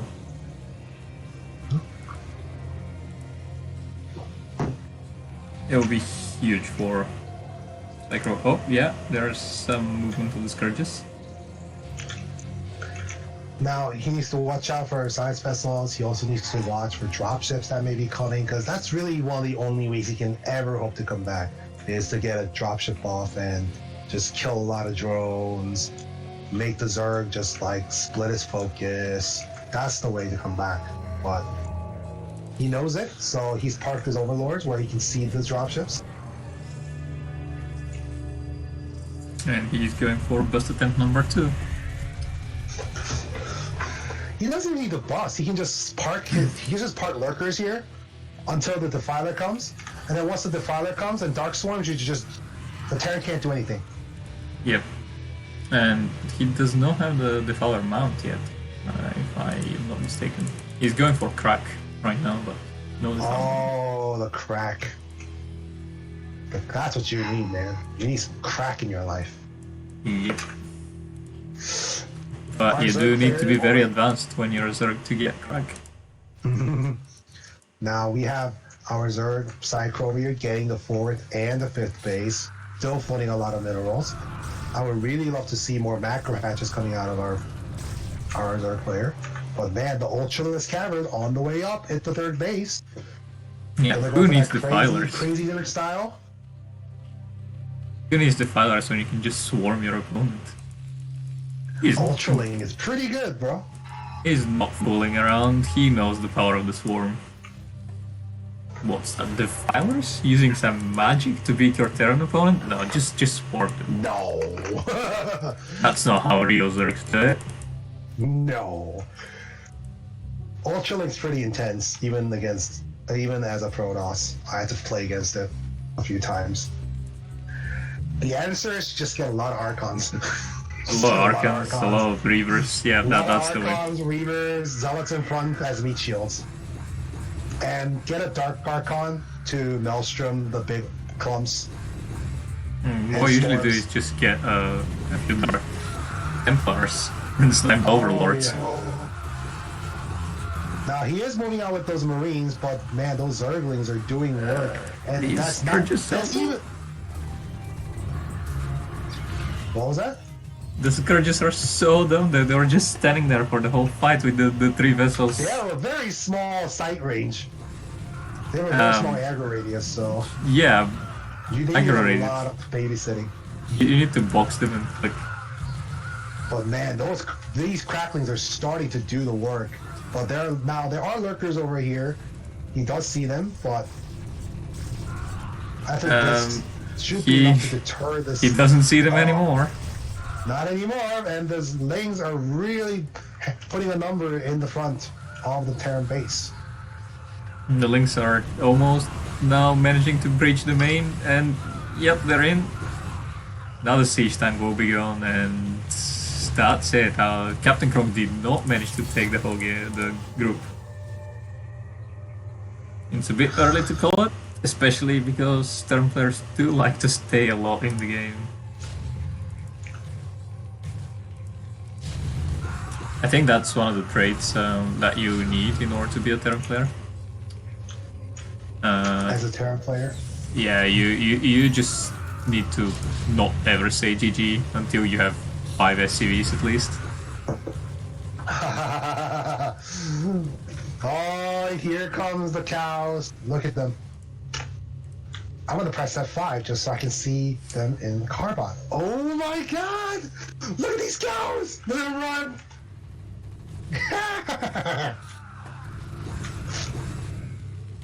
Carbot Ultras are great. I can only do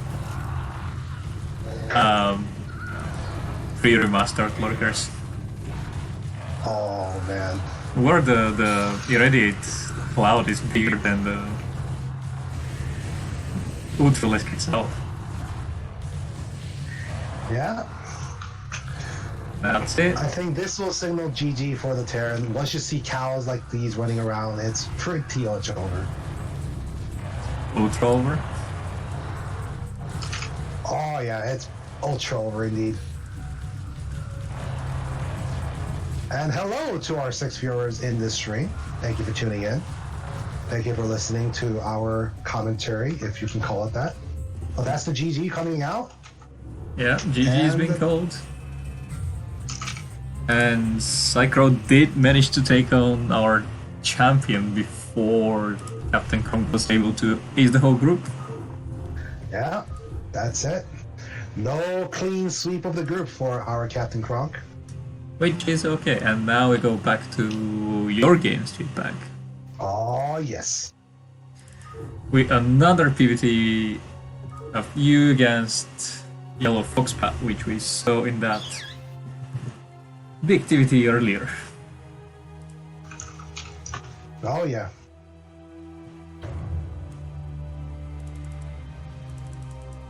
You had to download this replay? Wow.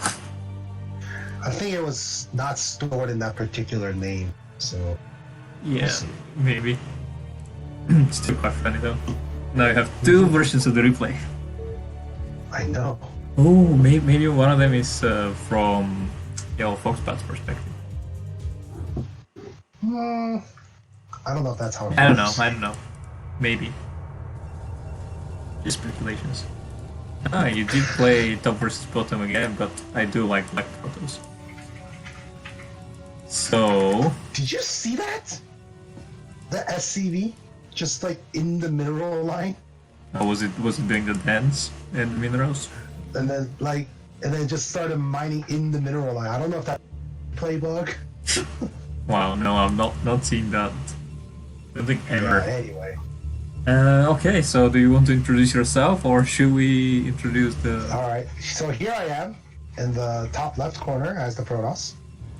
And at the bottom of the map, we do have our blue Terran, Uh-huh. Yellow Foxpat. It's not yellow. Now, this was played after the PBT that I lost, so I'm feeling a lot better this time around. And here I go again with the Pylon Scout. Yep, standard for you. Not standard for anyone else. Was that some, I don't know, Korean inspired build or? Yeah, it's like some Korean amateur came up with this sort of build, and he introduced it to the pros, and the pros tried it, and it's just one of those builds that is now in their arsenal that they can use. Nice.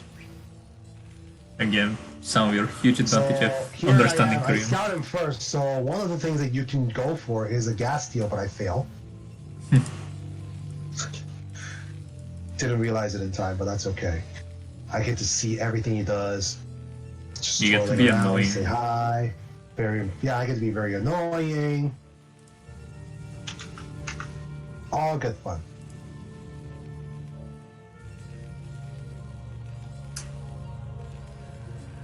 And that probe is doing so much.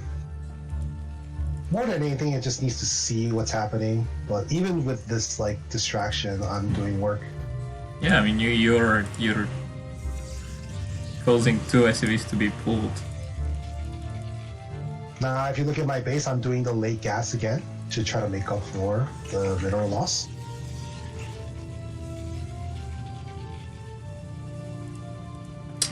And given that early scout, I think Yellow Foxbat was thinking that you were doing some proxy zealots. They should have been out by that point. Yeah, I think if he expected, he should have seen it by now. If I was like a proxy zealot, I think he scouted diagonally because I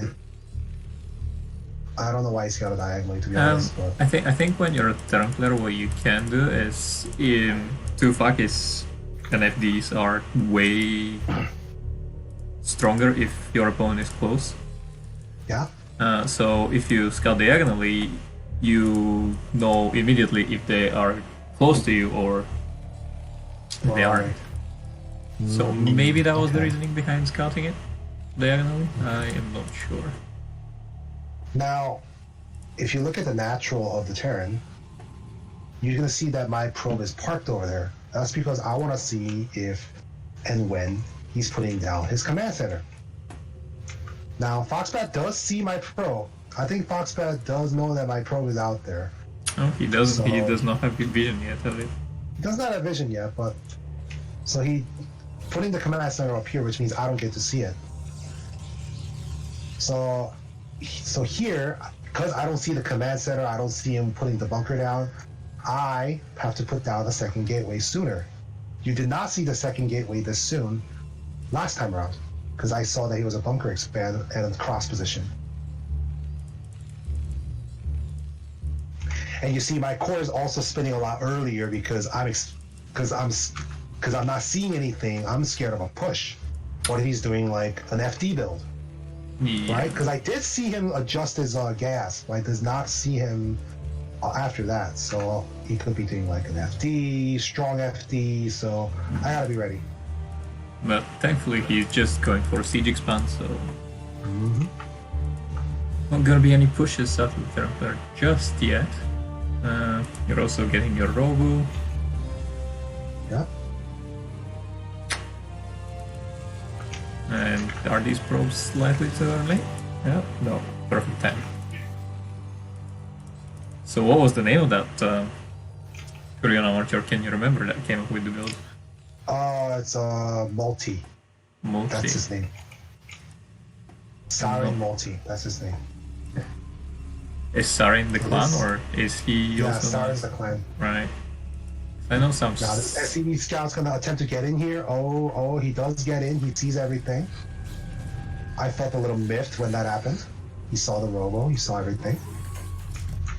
And the probe's going well. There, rip probe. Just dies to the tank. Oh well. Probably that Master Sergeant was thinking, oh, it's very scary looking alien technology. We should take it down right now. Better siege. It's less cinematic. Oh yeah. Yep. But I did see his command center come down, so I know that I'm safe for the time. I can just go up. Yeah, you're both going for that gentleman's agreement of not being too aggressive too early.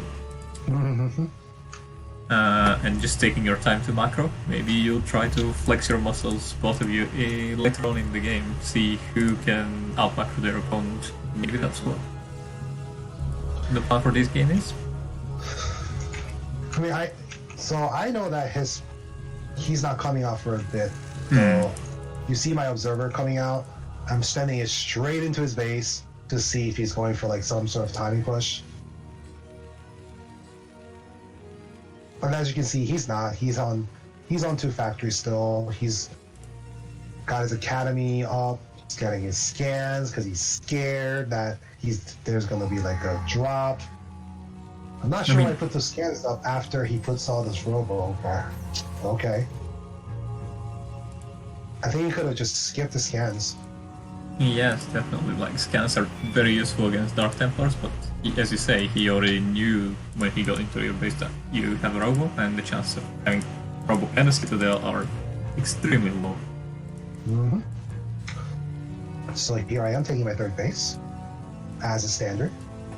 So my Robo is in here. I get to see that, okay, he's on 2 factories, going on 3. I don't have to worry just yet. He's not coming out. if I was in your shoes here, I would throw them some more gateways, because I see he's going for 3 factories. So I just like to be ahead of the Terran players' count. Yeah. But I want to make sure. yeah, You see here I am getting my gateways now.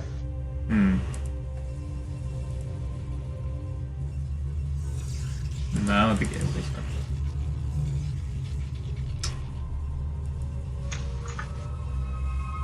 So 3 gateways against 3 factories so far. But what is the win for you is you've got that early third base and now probes are going there.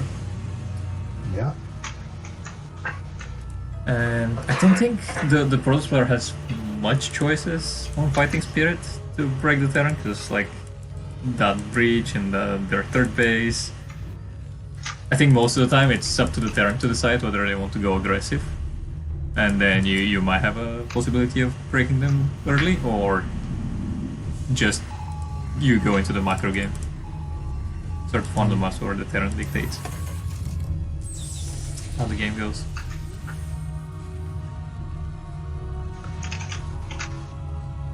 Here I am getting my Templar Archives, getting my Stargate, going on for that Arbiter. Yeah, let's see if you manage to keep that Stargate alive. Past the 10-minute mark this time. Oh yeah, let's not attack on the base. Oh man. That was one of the things that we learned last game. It's not a good thing to do. But here's the Terran walling off the bridge, so you can't come in. Get the third. Yeah, what One of those little. some Protoss players sometimes do when they see that Terran player is following the bridge is they like to position their forces close to the or at the third location. To not deny it, but at least make it as annoying as possible for the Terran player to take. Well, I didn't do that here because I don't have a shuttle. Right? My plan wasn't to do that. My plan was to instead expand to the fourth, because I see that he's expanded to the third. Yeah, So I'll just stay one base ahead, and that's perfectly fine with me. that is another good reaction.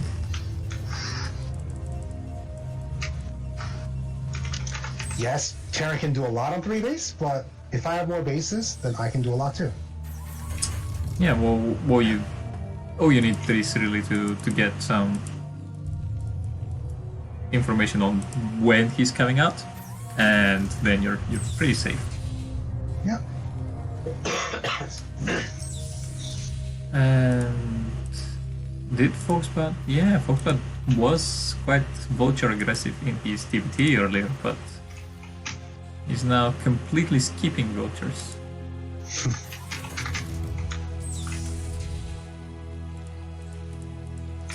He's walling his third base, so you can't really do any counters there, not like you were looking to do that anyway. And your gateway explosion is about to be completed now with, what's that, 7, 8? He scanned the fourth base of the Protoss, so he does see that it's up. 10 gateways now at your base. Yeah, at my base now I am up to 10 gateways. So I'm starting to macro up real good here. How many gateways can you fit at that position on Fighting Spirit? I can fit like up to 20 if I really have. I think I can fit up like 15 to 20 depending on the pin. Yeah, with my SimCity I usually manage to get 15 to 17 bases there, but 20 is out of my capabilities. You can do 20 if you go up to where the Stargate is. So you can see yeah, but I don't like putting gateways there because I like all my gateways to be sort of on one screen with as little scrolling as possible. Well, you're gonna have more gateways at your other main base anyways, so you're gonna need like 6 to 8 gateways over here eventually. Yeah. When you're maxed, and you need to remax very quickly. Or just sometimes when he controls one of the bridges, I'm you keeping can. an eye. So you see, there's an observer right by the bridge. I'm keeping an eye to see if and when this guy comes out. But as you can see, the supply lead is already pretty huge over here. I'm at 70 probes. I'm at 170 supply. This guy's at 134. He's taking his sweet time gathering up his force. We're taking our sweet time. And you have 2 Stargates. Mm-hmm. Only one of them producing right now, but I'm sure you'll start the 2nd Arbiter soon, which is 3rd Arbiter in this case. And you now have stasis energy as well, so you're not scared at all after any turn pushes. Nope. You have a huge army and a stasis, and a lot of gateways set on another location. So everything's going well. And Terran does not have a super early science vessel with an EMP to ruin your day. I always hate when they hit.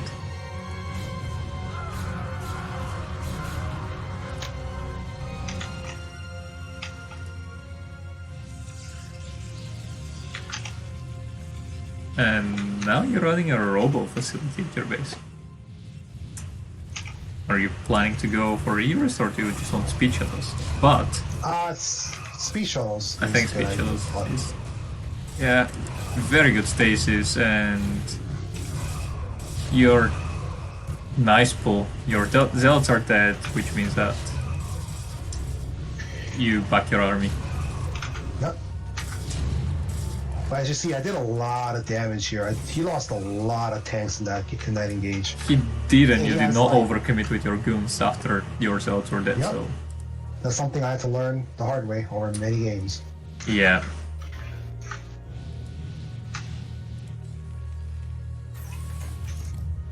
How do you back your forces after an engagement? Do you box select and then right click, or? Or I just run the numbers, the control groups back first, and then I group them again. Well, when I try to do it with the numbers, they quite often get stuck, and they take a lot more damage than they should. Excuse me. Bless you. But as you can see, I'm maxed out again at 200, 200. I have 2 arbiters instead of 1. And you almost Which have means 2 that stasis. Which means I get to go in again. You can see my zealots are coming in. They're going to go in again. You see here? Yeah, really nice attack. And that stasis was huge. Now that I did not get the second one off, but that doesn't really matter. The first one was really, really good. Yeah, that's 5 tanks and a vulture. Standard PvT, guys. Just stasis then A move. That is nice showing from you how to break entrenched Terrans. What was that? Nice showing of your playstyle, how to break entrenched Terrans, because sometimes like pro players just struggle and they don't do anything. They just prefer to gobble the whole map and then wait for their turn to come out. But you're showing an alternative style here of when you're max, just go. Yeah, when you're max, just go try to get, and like make sure you have the gateway count first, like I did over here. Like you see, I have like 1, 2, 3, 4, 5, 6, 12, 16 gateways at this point. So, and I could have more. I'm building more, so because I can max faster. As you can see, like he's at 105, I'm at 182. He has no money. I have a lot of money. Yeah, you just. This is a really good position for the Protoss. But he has some vessels with over 100 energy, and you had all your 3 arbiters clumped. Yeah, I know. I was like, wait, where's the EMP? So at that moment, I'm like, did he forget to research EMP? Did he forget? I don't think he did. I gotta check the replay again. Yeah, I didn't pay attention to PMP, but it's just something that But I here always Terran's assume coming out they're for one gonna last attack, and here another stasis. This Terran army is gonna go down, and that is really like that was not much more Terran can do now. There's the GG. and a real nice game. And to be honest, I do think that he might have forgotten the EMP because he did not use EMP in that last fight as well. He might have forgotten indeed the EMP upgrade. Yeah, I think he. There was no EMP that last fight. Or this, yeah. But yeah, that's PvT 101. So we've got a PvZ on our hands. All right. Let's shake it up a bit and have a bit different matchup. Oh yeah, because we had Terrans this entire time. First time without any Terrans today. Yeah, that's right. And with the two Protoss casters, that is quite surprising. Yeah. But thanks to all the 9 viewers for managing to bear with us in that Oh, this one wasn't top versus Protoss bottom. Fiesta. Was it not? Who hosted that replay? Was it you? I think it was me. Oh well. Well, you'll know better next time. So, I think you should again have the pleasure of introducing yourself. It'll work well for you last time. Yeah. Well, here I am at the upper right face over here. And in the bottom left base, there's Psycho playing as Zerg in blue color. What do you call your color? Is that white or pink or? I think it's. I don't know. It's like peach. Could it? Is it peach? I think that's pink. I don't know. I'm pretty bad with colors. Yeah. But already, you see, this is not gonna be a normal game. And that is not your standard game. But the question now is, with that in-base balance, are you gonna go for the 2-gate or are you gonna go for some tech? And we will find out soon enough with your gas timing. Oh, yes. For a Zerg player, he doesn't know, doing his standard overkill. And that was one of the reasons why I started doing also some 2-gates to mix every now and then in my place, because Overpool was just so popular. And doing a 2-gate against Overpool does actually put you in a slight advantage, and there you are with your 2 gates. Gateway on 10, gateway on 12. Pretty good, not going for the super aggressive gateway on 9, gateway on 10 build. Yeah, this is the 10-12 2-gate build. This is the macro, quote unquote, 2-gate. The macro 2-gate. So as you see, I see the probe. The probe sees the drone. I go, okay, he's going that way, which means that his base should cross position, which is all right. This is not the end of the world because I'm going for the macro 2-gate and not the in-base 9-9 gate like some. Yep. Definitely not So as you can see, what you want. I don't send the first zealot right away here. This is something that you wait till 3 zealots. Because you wanted to see this as late as possible. Would you have reacted differently if they had already scouted your 2-gate? Would you send that result? You see, by the time there's drones here, my 3 is already done, so now I can go. Yeah, but had he scouted with his overlord, for example, would you go with your first out? So there's a you could just go, but the gateway placement over here means that if it's like not somebody who's going all the way in, he might not see it. He might come to the natural, see that there's nothing there, and might decide, oh, he's not here, and turn around, which does happen. Yes, it has happened a lot of times to me as well. So you can see over here, he's getting the hatchery over here, trying to get the sucking and the colonies over here, trying to not let this zealot attack succeed. I think when it was 2 zealots against 4 servants, he could have just taken the fight there.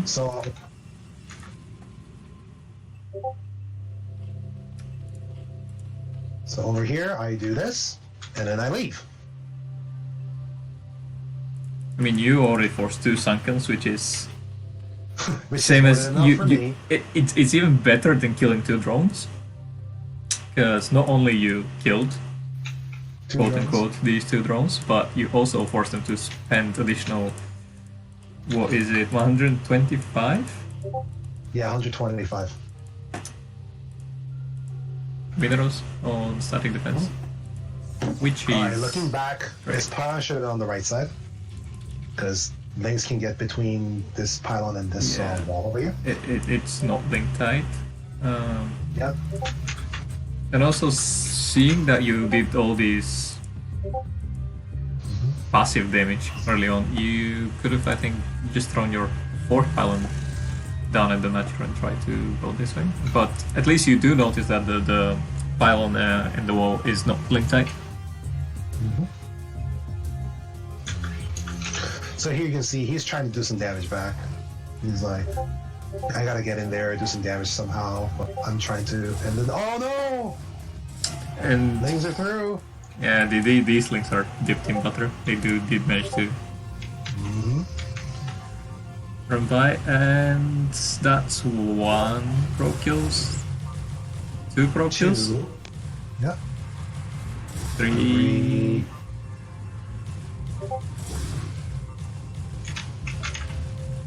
So it seems Why like did you- it was 3 probes going down, and just a lot of Yeah. disruption.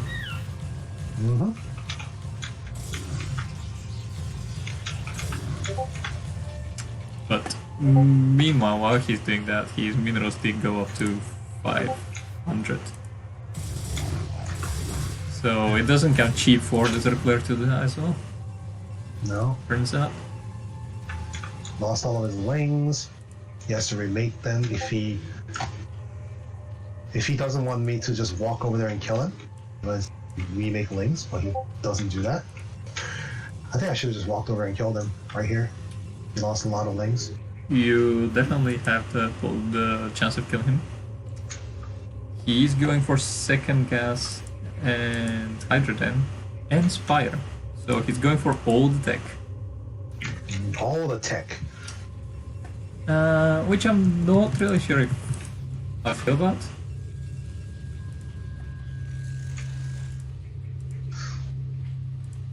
Right now, because if you just get So Hydras, the big mistake he's made is that he's not put down his third base. As soon as he saw the Nexus, he should have put down a third base. But I'm gonna send my probe over here, try to scout what he's doing. I know that he just lost a lot of his lings, which means that he's gonna have a harder time denying this probe scout. yeah, as long as you don't go into the second range, Yeah. should be fine. And it's even better for you if you go to scout with that probe and you scout a lot of forces from the circular. So But then you now know he did I not put- make drones. Yeah, so for here, I pumped 2 Dragoons, because if he went for like a crazy 2H Muta, that's where these 2 Dragoons would be very useful.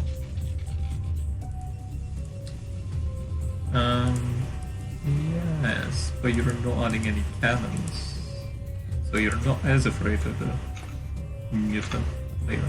Well, the 2H Muta means they don't have a lot of Mutas, so the 2 Dragoons buy enough time for cannon. Like, that's kind of like the mentality that you have. My Forge is going up just now. So, my Corsair's on the way. I see an Overlord that I can kill.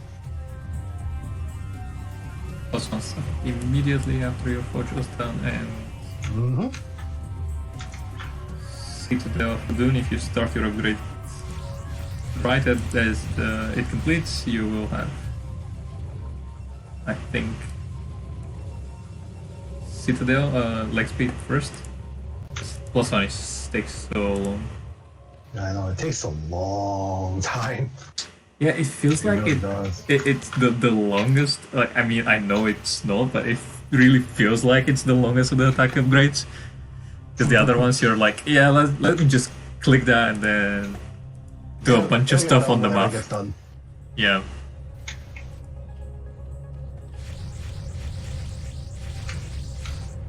But plus one is that one upgrade that you keep checking all the time, and it's like 20% done, 20% done, 25% done.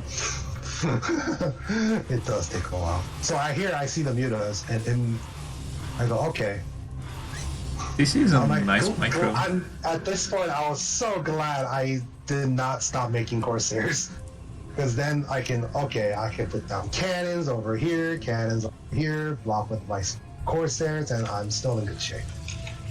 Yeah, and it seems like with these mutas gathering and waiting for a bit, the cannons will be up just in time if he decides to attack. Yep. So here I am, because I know that his mutas are here. He's not going to have a lot of ground army, so that's why I'm moving out over here with a control group and a half. Yeah, and to be honest, your zealots are not gonna do much against his mutas anyway. Yeah. Fortunately, they can't throw the Psyblades in the sky. And like just completed. I think seeing those static defense, you could have committed to that third base then.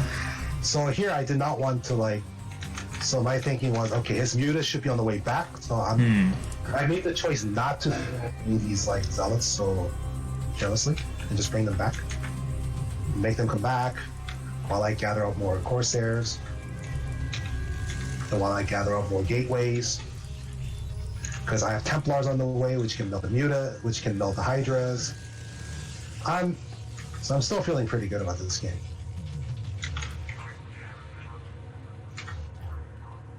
The Zerg player just started his lurker aspect upgrade.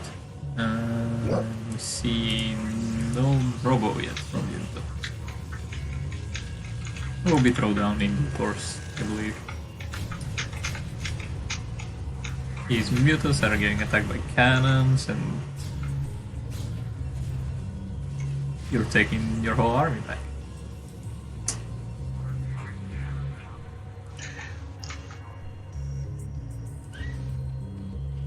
Yeah, sometimes happens when you're trying to click on one control group and then can click to another control group. Yeah.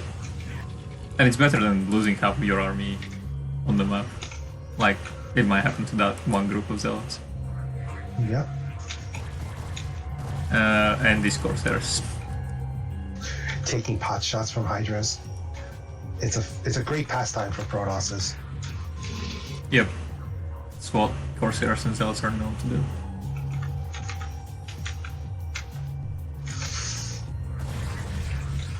And what are the storms gonna be like?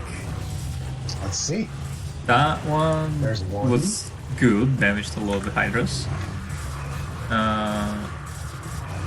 And one High Templar goes down. These mutas should have ideally killed the other High Templar, but that was a very good storm on the mutas. And with some formidable army left and a storm almost done now, you can try and take the fight at the bridge. Or you can just get your reinforcements. Just trying to get reinforcements here. Yeah, I mean, right now you feel pretty good because you did win that one fight, which puts you very ahead. You have control over their bridge, which is a small enough place that your storms will be, no matter what they do, pretty good, and you're also safe to now expand without much armies near your third base, because you know you have the map control. You know where the Zerg army is. Can they snipe that one High Templar though? They did snipe one, but that was a huge storm. And now the Zerg player is getting pushed back to the bridge, and you have 2 more storms ready to go, 3 more storms ready to go. Oh, that was not a great storm. That seemed like it hit more zealots than Hydras. But that one was, that is huge. That storm almost wins the fight without any zealots. So yeah, at this point I was feeling really good. I melted all of his Hydras. I still have some army left here, but yeah. I don't have enough to finish the job, so I try to leave. But I get chased down.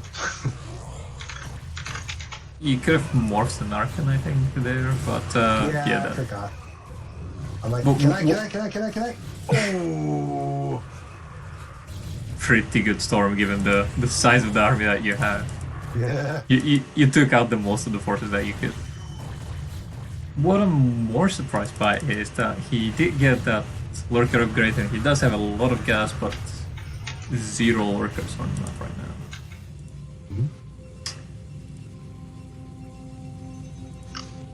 Meanwhile, my third base is up. He's seeing it with his overlord, but there's nothing he can do now. Yeah, and no, I think dragoons are stuck. Are the dragoons like? Did they try to? Oh no, they're moving. Oh, they're moving now. The dragoons are pretty dumb. But as a circler, that's one of the not very good feelings that you can get if you want to scout the third base of the Protoss player for I want to see when they're taking their third base and you already see that the third base is established and there's some ropes mining. It feels so bad. So I did see the fourth, which means that I know, okay, he's trying to expand. You saw his forts, but yeah, there's some zealots coming.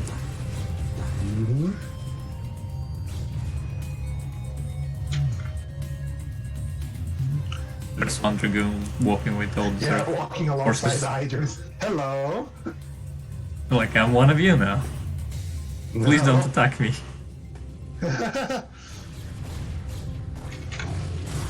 And that storm is pretty big. Forces them all back. We'll take... Yeah, all forces are clear out. And with the supply advantage that you have right now, I think it's just a matter of 1A to A3A. Okay, speaking of 1A to A3A, here's a big attack that's happening over here. The Zephyr is getting some really nice flanks, but these storms are just demolishing. Massacre. Demolishing everything. And yep, that's the power of Protoss. You can 1A now. Yep, Cycro does confirm that the storms were very good, in fact. So this fourth base hatchery is going to go down. I had my observer in the ready in case he had lurkers. It should be, because it's not that time, but there are no lurkers now. Yeah, he did research the thing, but I think he was just so occupied doing other stuff on the map that he forgot to ever morph lurkers. And you can get some more 6 storms on that. He's trying to not let me leave, but not a very good strategy. You don't want to go on the ramp, you want to go close to the ramp.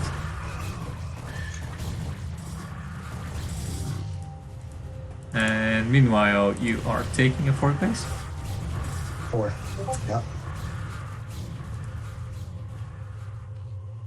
When really, if you just trolley these zealots at the Zerg Satchel, it's over.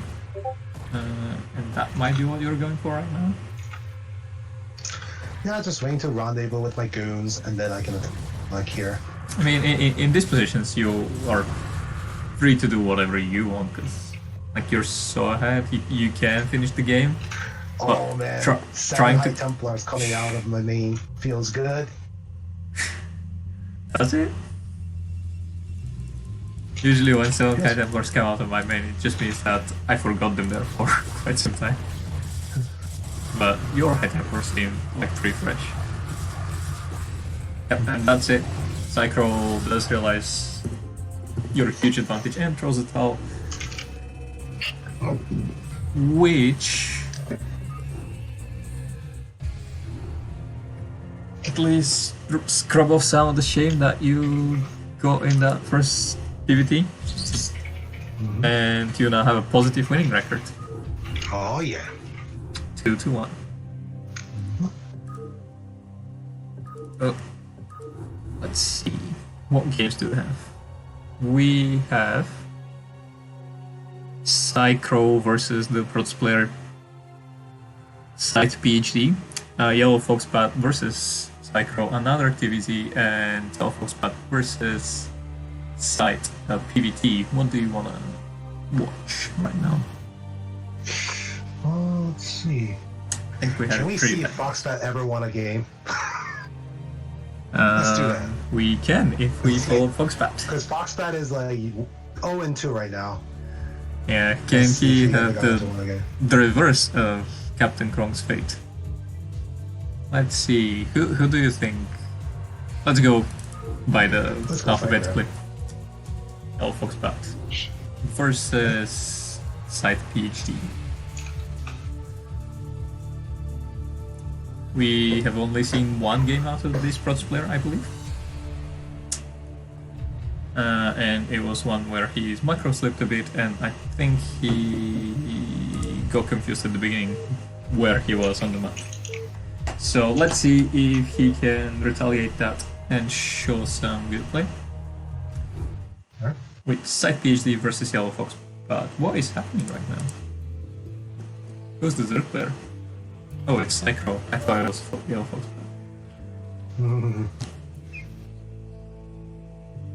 So we have Psychro versus Fox, but why did I host this? Anyway, let's watch that game, because we have not seen this.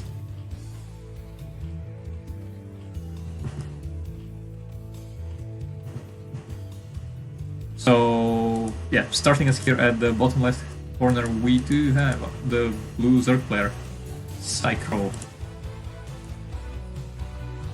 And starting in the bottom right, we have the Yellow Foxbat playing as the White Terran.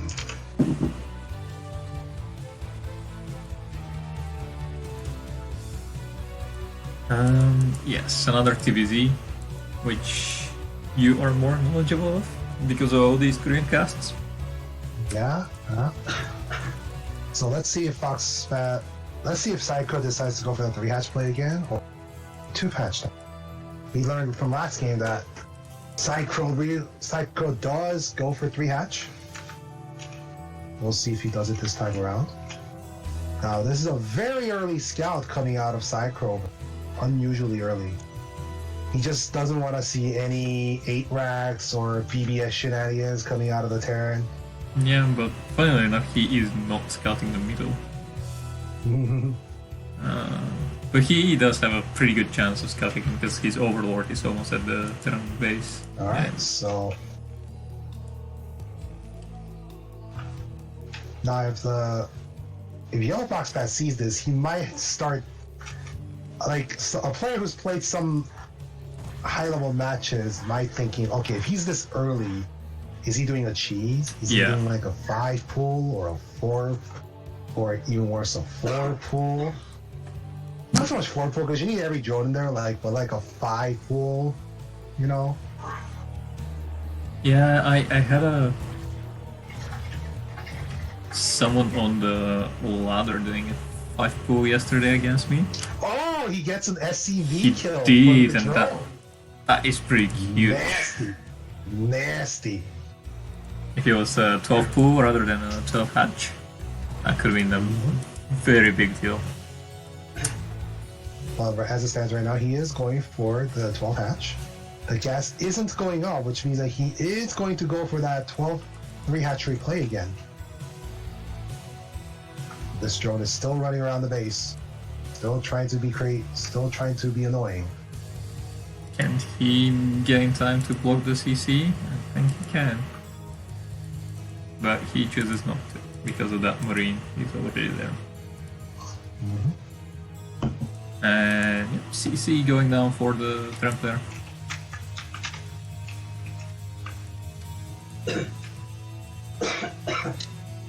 Yeah, I definitely want to improve my PvZ as well, so I might just learn Korean. Why not? Learn Korean. All right. If you're learning Japanese, Korean is not that far out of the way, I think. It's not that far up the alley. Foxbat is going to see that it's a 3-hatch play coming up. Oh, I know. They're not similar at all. I mean, they have similar grammar structure, but that's about the words. There's not a lot of loan words coming from either places. There are several, but there's not enough where you can listen to like a Japanese sentence and make out what it is if you know Korean. Yeah, unfortunately, that is the case. As I have now, recently Cyclone found out. is running his lanes in again, but there's 4 Marines up at the ramp, so he's not going to get that done. But he does interrupt the CC build. Let's see if he can interrupt him again.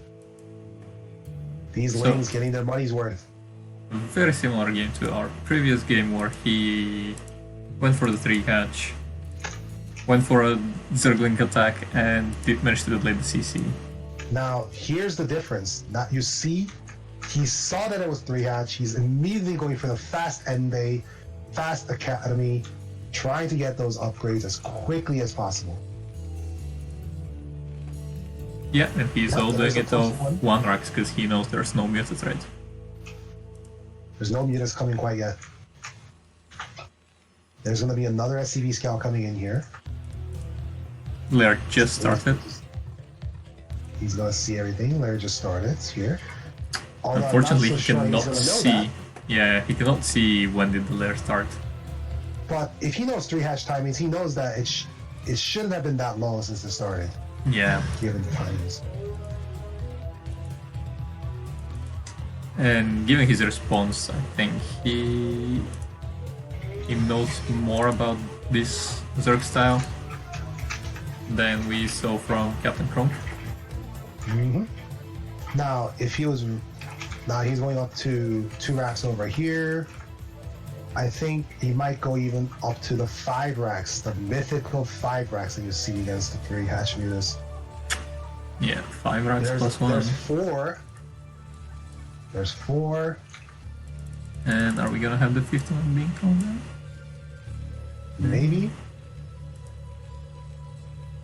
Maybe, but we... Oh, There it yeah, is. there we There's go. the 5 racks. The mythical +1 5 racks. Oh. So let's see if Cycro knows how to combat this as the 3-hatch player. All the upgrades are going right now. Although Yellow Foxbat is on the... Yellow Foxbat hasn't been so diligent about making workers. Not in this game, though. No. To be fair, 5-racks is a very tight build resource-wise, so everything needs to be on point if you want to be optimal. Yeah, and the possibility of supply blocks is huge as you're popping up 5 at a time. You basically need an ICV building a supply depot constantly. Constantly building a supply depot. Yeah. At least until you execute your timing attack. And we do see now, that. Here we see our Zerg. Our Spire's almost finished, which means that we are going to get our 9 mutas, possibly even more. Yeah, we're gonna have some flying seafood in the sky. Oh yeah. Now Yellow Foxbat is moving out with this group of... It is should be done almost. It's done now. Just finished. Those Sunkens are coming up. But aren't they a bit too late? Definitely prepare for this. He does see... Does he have Steam? Let's see if Foxbat decides to engage. He does have Stim. So yeah, I think does these decide to engage Sunkens... this. Right as the Sunkens are about to be finished, and Kent, the Sunkens just come up, and he's just able to. Yeah, he was a bit too hesitant. Bit too hesitant over there. Yep, definitely. But plus some Marines are very, very strong. Yeah, Can and he make something of this? Oh yes. These ones have range and nice pulling off. Nice stacking of the mutas, so... And I don't think that he was focus firing the mutas, at least. Now, Foxfat, does he know about this third base over here? No, he doesn't. I don't think Psycho took that very early on, put some Sunkens up by the ramp, so that he can't get in. The very sneaky style that Psycho has over here, getting that third base early. So he does know now. Did he scan the third at the 9? Yeah, he just scanned the 9 o'clock. Okay, so yeah, he did see that with the scan.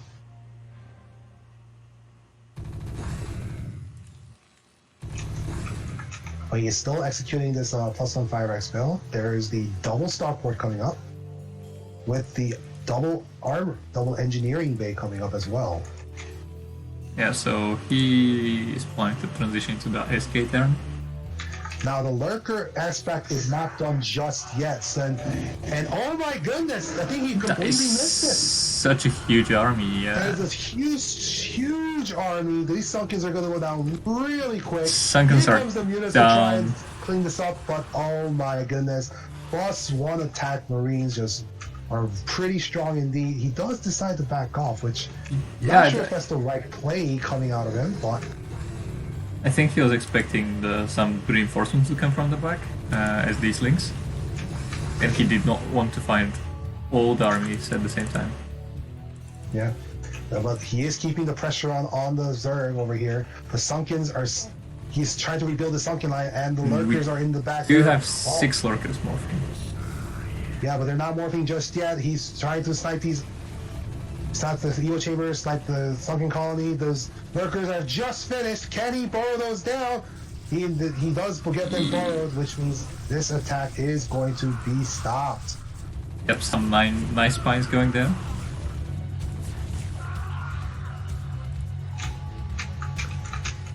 But the power of the +1 5-racks here really showing itself. Just more and more Marines coming out, more and more army, and this attack is not going to stop. Yeah, now he's going to 7 racks and building his science vessels.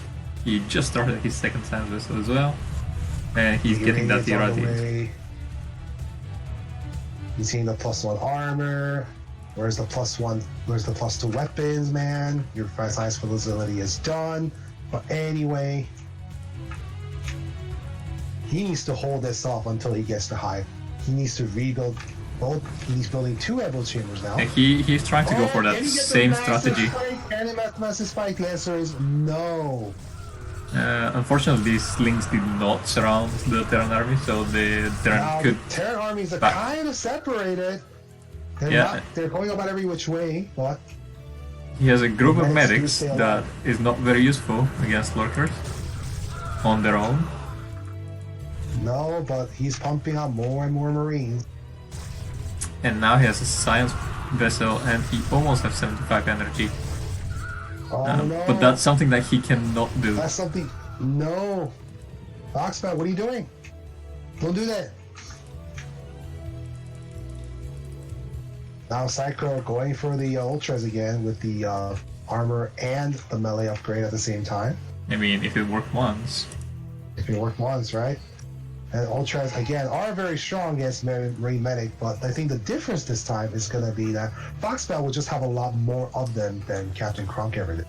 But another thing that he's also going for is a Greater Spire. Can he make use of any of these? Greater Spire. Yeah. Greater Spire units? I don't know. Oh yeah.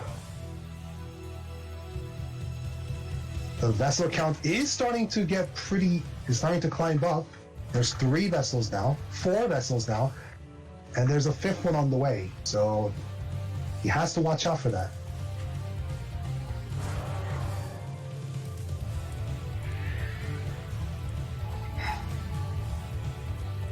And these science vessels are just doing science vessel things.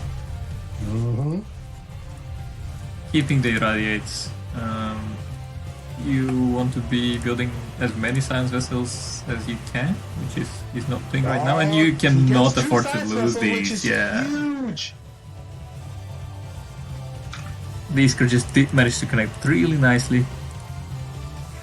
He's going for some more irradiates, but Yes, he really needs to keep his senses over the Bioforce. And if you look at what's happening behind the Terrence Natural, Oh yeah, these Guardians. we have 3 Guardians. Sneaky, sneaky. Now, 3 Guardians is something that can be handled by a reinforcing ray from starports, but Foxbat over here with those upgraded Marines, can he get these kills? The answer is yes on all but one of the lurkers, and the last lurker over here is going to go down, and he's going to start marching right into the base. And Psycho has nothing left. He has 3 Guardians up by the natural, but they're not going to be here. Yeah, it's 3 Guardians on the other side of the map. On the other side, right? They're not going to be able to get here at all to prevent this push. Right up the gut here for Yellow Foxbat. And there you go, you wanted your Foxbat victory. Oh, and yeah. now we're safe. Now we know that Foxbat is not gonna go without a win from this group. And so is Psycho, so no upsets, really. Here's the Guardians, but the 2 Wraiths are on the way. And really he can just kill them with Irradiates or these Marines. Irradiates will do just fine, but that's... Guardians are a small problem compared to what's happening in the base of the Zerg. Indeed. The Zerg player going for a bit of a fantasy GT. Where's the Eraser? And there's the GG coming out from Psycho. Man. And that is how you play against 3-hatch. You go +1 5 racks. It's pretty strong, guys. Yeah, that is why 2-hatch Muta is now a standard. Well, this and then the 1-1-1 has made 2-hatch Muta the standard. But 1-1-1 is way too hard to execute, isn't it? Well, kind of. But Yeah. like, you have a lot more leeway against the 3-hatch because 3-hatch is slower, but against the 2-hatch, you just can't do it. Because if he decides to make a control group and a half of lings, by the time it arrives to your base, you'll only have like maybe 2 vultures. So it's pretty much killed 1-1-1. Yes, indeed. And now we have only 2 games left. We have a PvZ and a PvT. Which one do you want to see? Do you want to see a Terran player or not? This will be my last one since it's like 2:20 a.m. over here. Oh, yeah, that is quite late. Yeah. So, well, then even all the reasons for you to choose the matchup. What do you want to see more? Let's see. Who do you have left? Who do you have left to play? Psycho against Sight PhD and Yellow Foxbat against Sight. Let's do PvZ. Let's do PvZ because we've seen only one of those before. Yeah, let's do the PvZ. Which might be a bit better because sometimes PvTs take very long time. And at 220 you probably don't want that. No. Okay, so let's get into the game without any downtime to let you off to do your duties.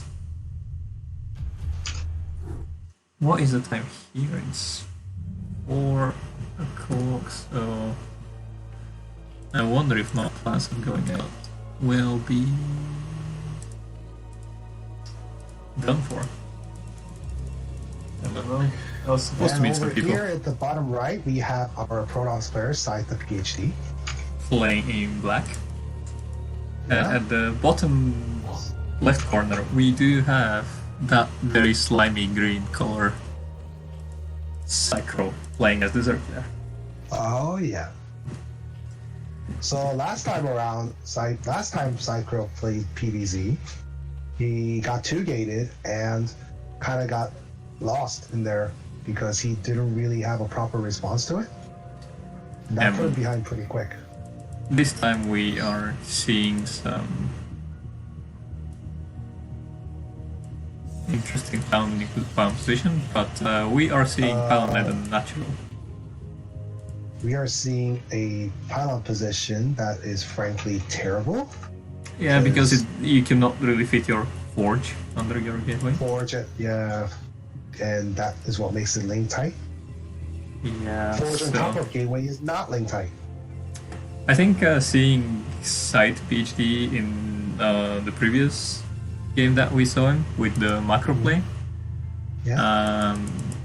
he might be a recently new player, so an advice for all the newer players that don't really know the sim cities for the Protoss Volley. If you need to do a vertical wall like this, what you want to do is to have your pylon, then you have your forge, and have your gateway on top of the forge. Gateway on top of the forge is link tight. Forge on top of a gateway is not, so that's a very important thing to remember. Now the drone is going to scout this, the pylon gate wall over here. So now he is in a pretty good spot because I think he put down the pool over here. He's gonna see this before anything else. He's going for a standard overpool. Meanwhile, that I don't know why his drone came out a little late. I think that's okay. He's going for a gateway opener, but he's not building any zealots, so he just started his zealots right now. But it's way too late, and he does not have any pylons.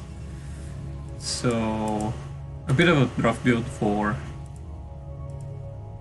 That definitely needs a bit more practice. Yeah. Again, I think if you saw the show match yesterday, gateway first builds are not builds that you just do willy-nilly. You have to practice with. You have to really know how you're going to play it out because it is a build which can introduce a lot of complicated factors. Yeah, the Zerg players have so many responses to the gateway builds, and you need to know how to. It's more like you both have to like outthink each other in. Do I produce another Zella here versus do I produce probe? Do I produce drone versus lane? Meanwhile, those lanes are getting in here and going town, and he just leaves. Yeah, it was top versus bottom again, so we're not saying anything about the lack of GGs. Yeah. Maybe he typed it in the allies chat. Okay, so again, if you are gonna go right now, thanks for joining me for the cast today. Yeah. Thanks for having me. You are very welcome. If you want to keep an eye on the CPL stream thread, I will quite possibly announce some more casts. I'm definitely keeping an eye on I'm definitely keeping an eye on that. And I will happily have you go casting with me again if you're up for that. All right, thank you for calling me. You're very welcome. So, all of our, I don't know how many, 6 viewers, 9 viewers, 4 viewers right now. Let's thank once again JPack for joining us today. And we are gonna free him of his duties as we get into our last TPP. We will have a slight break before that, so just so I have some time to rest my voice and get some more streamer essentials in food and water. Alright, bye guys. Thanks JPack, thanks again. And I'll see you next time.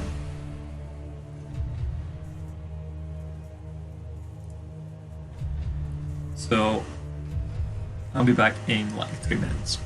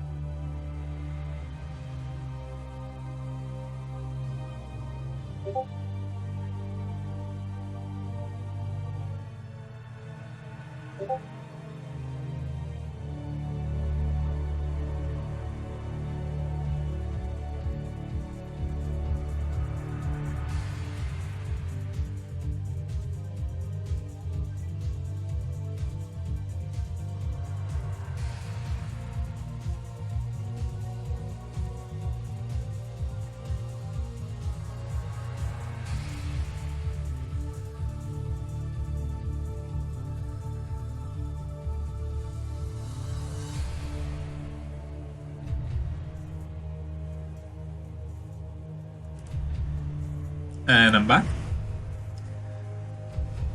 It's been about 3 hours now, as we will get into our last game of Foxbat versus Side PhD. If I'm not mistaken, Side PhD did lose his game against Captain Krong, and he did lose his game against Psycroll. I don't think he managed to play versus JPAC. They probably couldn't get timings that align very nicely. So one of them got a walkover, and we will now see if Side PhD can exit the group with at least one win, or if he is gonna go out 3-0 in another PVT. But it's Fighting Spirit as always, because it's week 1 of the CPL, and all the matches were played on Fighting Spirit. I hate the streamer overlay that it's not consistent between games. You need to redo everything as you did last time. But that's around for another time. It was very easy for me to cast today because I did not have to fill all the voids and I didn't do as much talking, so it's just I have a pretty long analysis of like me analyzing everything right now because I don't have anyone to shit talk to for all the time, doing shit and giggles until everything there's some action in the game. So let's see what the builds are. We are gonna have Pylon on 8, very standard from the bronze player. This time he did not mess his SimCity, and that's an okay positioning for Pylon. I usually build it here or here when I'm in this position, but that's a good positioning. It does make your gas mining ever so slightly faster, which might be something that Side PhD is looking to get. And so far, very standard game from the pros and the Terran players. He is doing Scout after gate once again. I usually like to do that scouting versus another Protoss, maybe not versus Terran, because Terran's aggression does come a bit later. But I guess what he was thinking here is, I really want to get into the Terran space and see what they're doing. Terran going for some gas, so it's not gonna be any of these very sneaky gasless expand builds, which are pretty hard to pull off if you are not very experienced. But unfortunately, what we have for Side PhD, or is he Side the PhD? Not sure. But unfortunately, what we do have for him is he scouted the top right base and then he chose to go for a diagonal scout. So he will not only find his opponent last, but also he will waste some time because of that diagonal pathing that he chose. But maybe he had some builds prepared for if his opponent was close. And that was the scout pattern that he chose to go for. And here we have 2 Marines on the ramps, meaning that this probe is very unlikely to get into the base. Yep, because that happens. And the Goon should be coming out any second now, so he can chase the SCV away, but the SCV decides to just leave the base. And maybe this SCV is gonna hide at the Protoss third base to come for a later scout and see when the Protoss player is expanding. We are seeing a downtime on this Nexus, as we did in our previous PvP with Side the PhD. I prefer that name now, so I'm just gonna call it like that.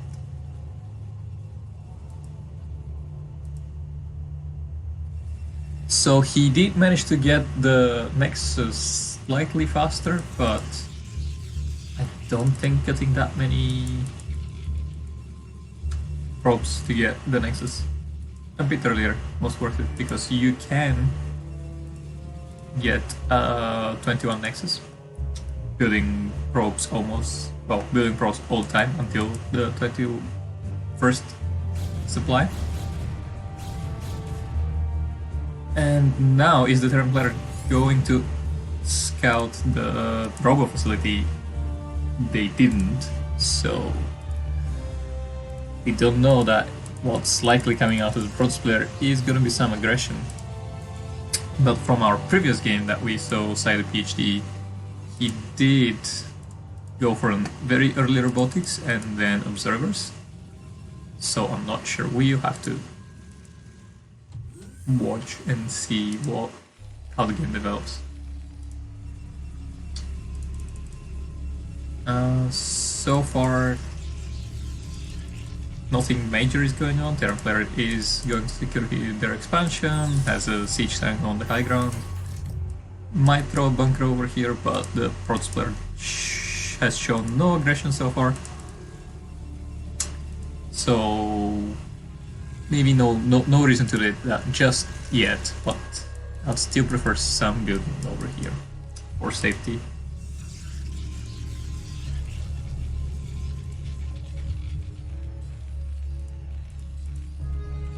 And the Protoss player did manage to secure the natural base and the main base. They're on even-ish worker count. So everything looks good so far. Terran's going for a scan, and the Protoss player could have been going for an ops. Maybe, yeah, he missed a few seconds, and ideally his ops could have been coming out right now with his build and already be like over here, but that's okay. Oh, there he is. He does have one observer, but he does not know, and so he's not playing the same as he did last game, and I think I preferred his play last game more, because what he did was he got an observer in the Terran space quite early, so he knew if the Terran was going aggressive or if the Terran was planning to go for third base, as is the case right now. And if the Protoss player had the observer over here and so only 2 factories and an armory, he could have safely gone and get a very early third base. One other thing that we see out of our Protoss player yet again is his minerals are going quite high. He is building 3 more gateways right now to compensate a bit for that. But he is not even building out his 2 gateways constantly. Yet he has no intel on the Terran's third base. We do have some attempt for a move out from the Terran, and let's see if these tanks will manage to push the Dragoons away. Yeah, okay, so it was not the best reaction, but he only took 1 goon loss. He did not lose all the goons, which would have been a disaster. And now he sees the Terran command center flying to third base. But what he cannot do right now is he cannot go and deny with his whole goon army, because the Terran player does have the possibility of moving out on the map if the Prosper decides to do that.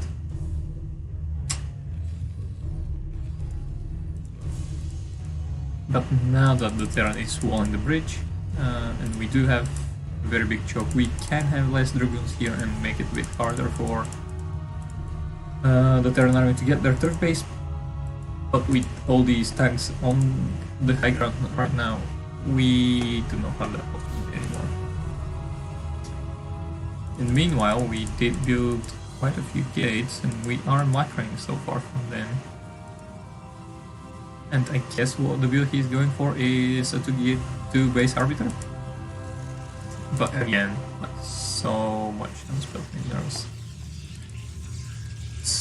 Which is good for the CPL, because it's one thing that definitely Side of PhD can work on and improve his play by a lot. There are some tier 1 players that really need to focus on one specific mechanic and be very good at it and master it to improve. But for tier 2 and tier 3 players, much more often than not, the case is how much time do you spend with over 1000 minerals? If the answer is a lot, then just spend your money and then your plays get massively better. We do have an attempt for bust at the third base, but with these siege tanks at the high ground and without any zealots or shuttles, it's just not gonna happen.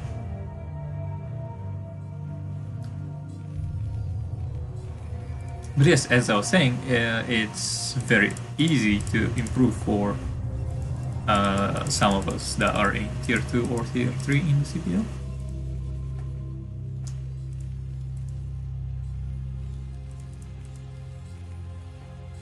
And did we manage to get? No, we do not have any observers in the Terran's main, and we don't know that they're going for 6 factories. But thankfully for us, we do have a healthy amount of gateways, but you almost never want to do that. You really need to be very ahead, and even then it's not advisable. Did the Terran player overcommit a bit with his 4 siege tanks at the high ground there? I don't know, but he surely could have taken way less losses in that one fight. He's now sieging more tanks, which should... okay. At least push the Dragoons away. If they were drawn by the aggro, they'll just wipe the whole Dragoon force. So overall, good army positioning from the Protoss player. And if they spend their money, everything will be fine. I don't think there were any vultures on the map, and I don't really know what the reason for that wonky looking wall was. But we can wall this base if you want to do a pylon wall. You can just do it with 3 pylons, but maybe he just wanted to have a lot of pylons.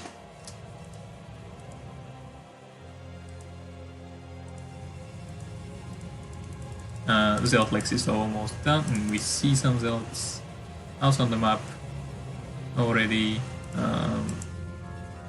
Usually when you're going for some sort of two-base orbital, you want to throw your Templar Archives and then either immediately or with a few seconds delay your Stargate after that, so that they are built at the same time.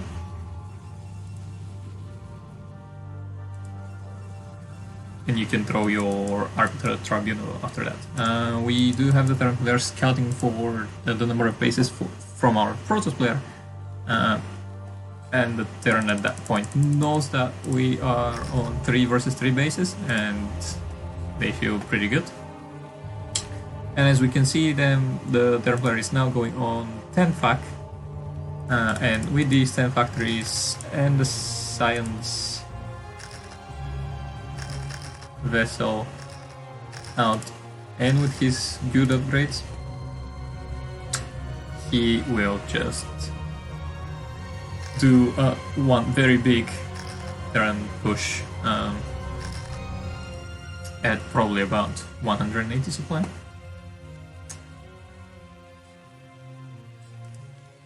He is setting up some mines here, that's why I am highlighting this as a defense for Rico, but if he was scouting the main base, he would know that there's no Arbiter in production, because there's not even an Arbiter Tribunal yet.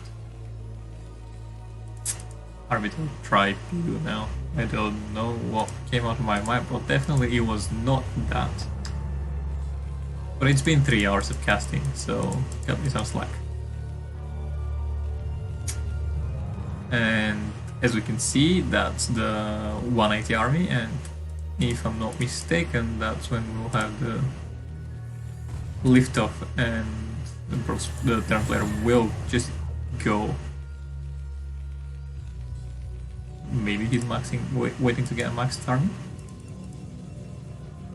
We do have Arbiter Tribunal finally in production, but we will not by any stretch have enough army for have stasis when the Terran army hits. And right now what the Terran player is doing is he's just rolling his reinforcements and doing that massive push. Earlier we saw, as a countermeasure to this from our co-caster and player, JPAC, you can prevent the Terrans from doing this by... He needs to back right now. You can go for when you're maxed, you can attack the Terran army. So that's a mistake that I used to do quite a lot in PvT. When this big engagement happens, you just overcommit to the attack. But what you want to do as a Protoss player is, in order to not plummet in the supply like this, 88 up to 170, you want to start the engagement, and as soon as your Zealots are dead, you want to back off. Your Zealots take less damage from tanks, and can last longer, whereas Goons, as your primary damage dealer, accept the Terran inflicting damage on themselves with the splash, die very quickly to siege tank shots. So you want to get your Dragoons back from the fight as soon as possible after your Zealots are dead. And now the Terran player is securing a 4 base, and if that proves successful, as the Protoss player, we will not have any chance of stopping the Terran macro from just rolling over everything. And we do have some contingent of Dragoons getting here caught at the bridge, and the structure of the map is helping the Terran a bit with his smart siege positioning over here. And the Prosper is trying to go for some flank, but because we saw the losses that he took earlier, we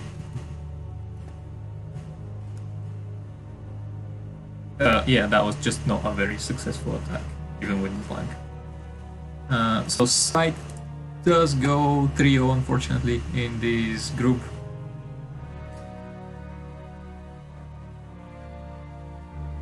And we have not seen any GGs from him, but all the games were played on top versus bottom. So let me quickly check that I do not have the last replay that I just forgot to download.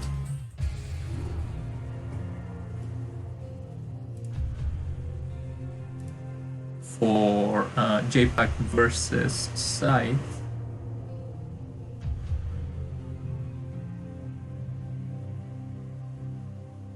But yes, looking at the replay part again, I can see that this replay was just not played.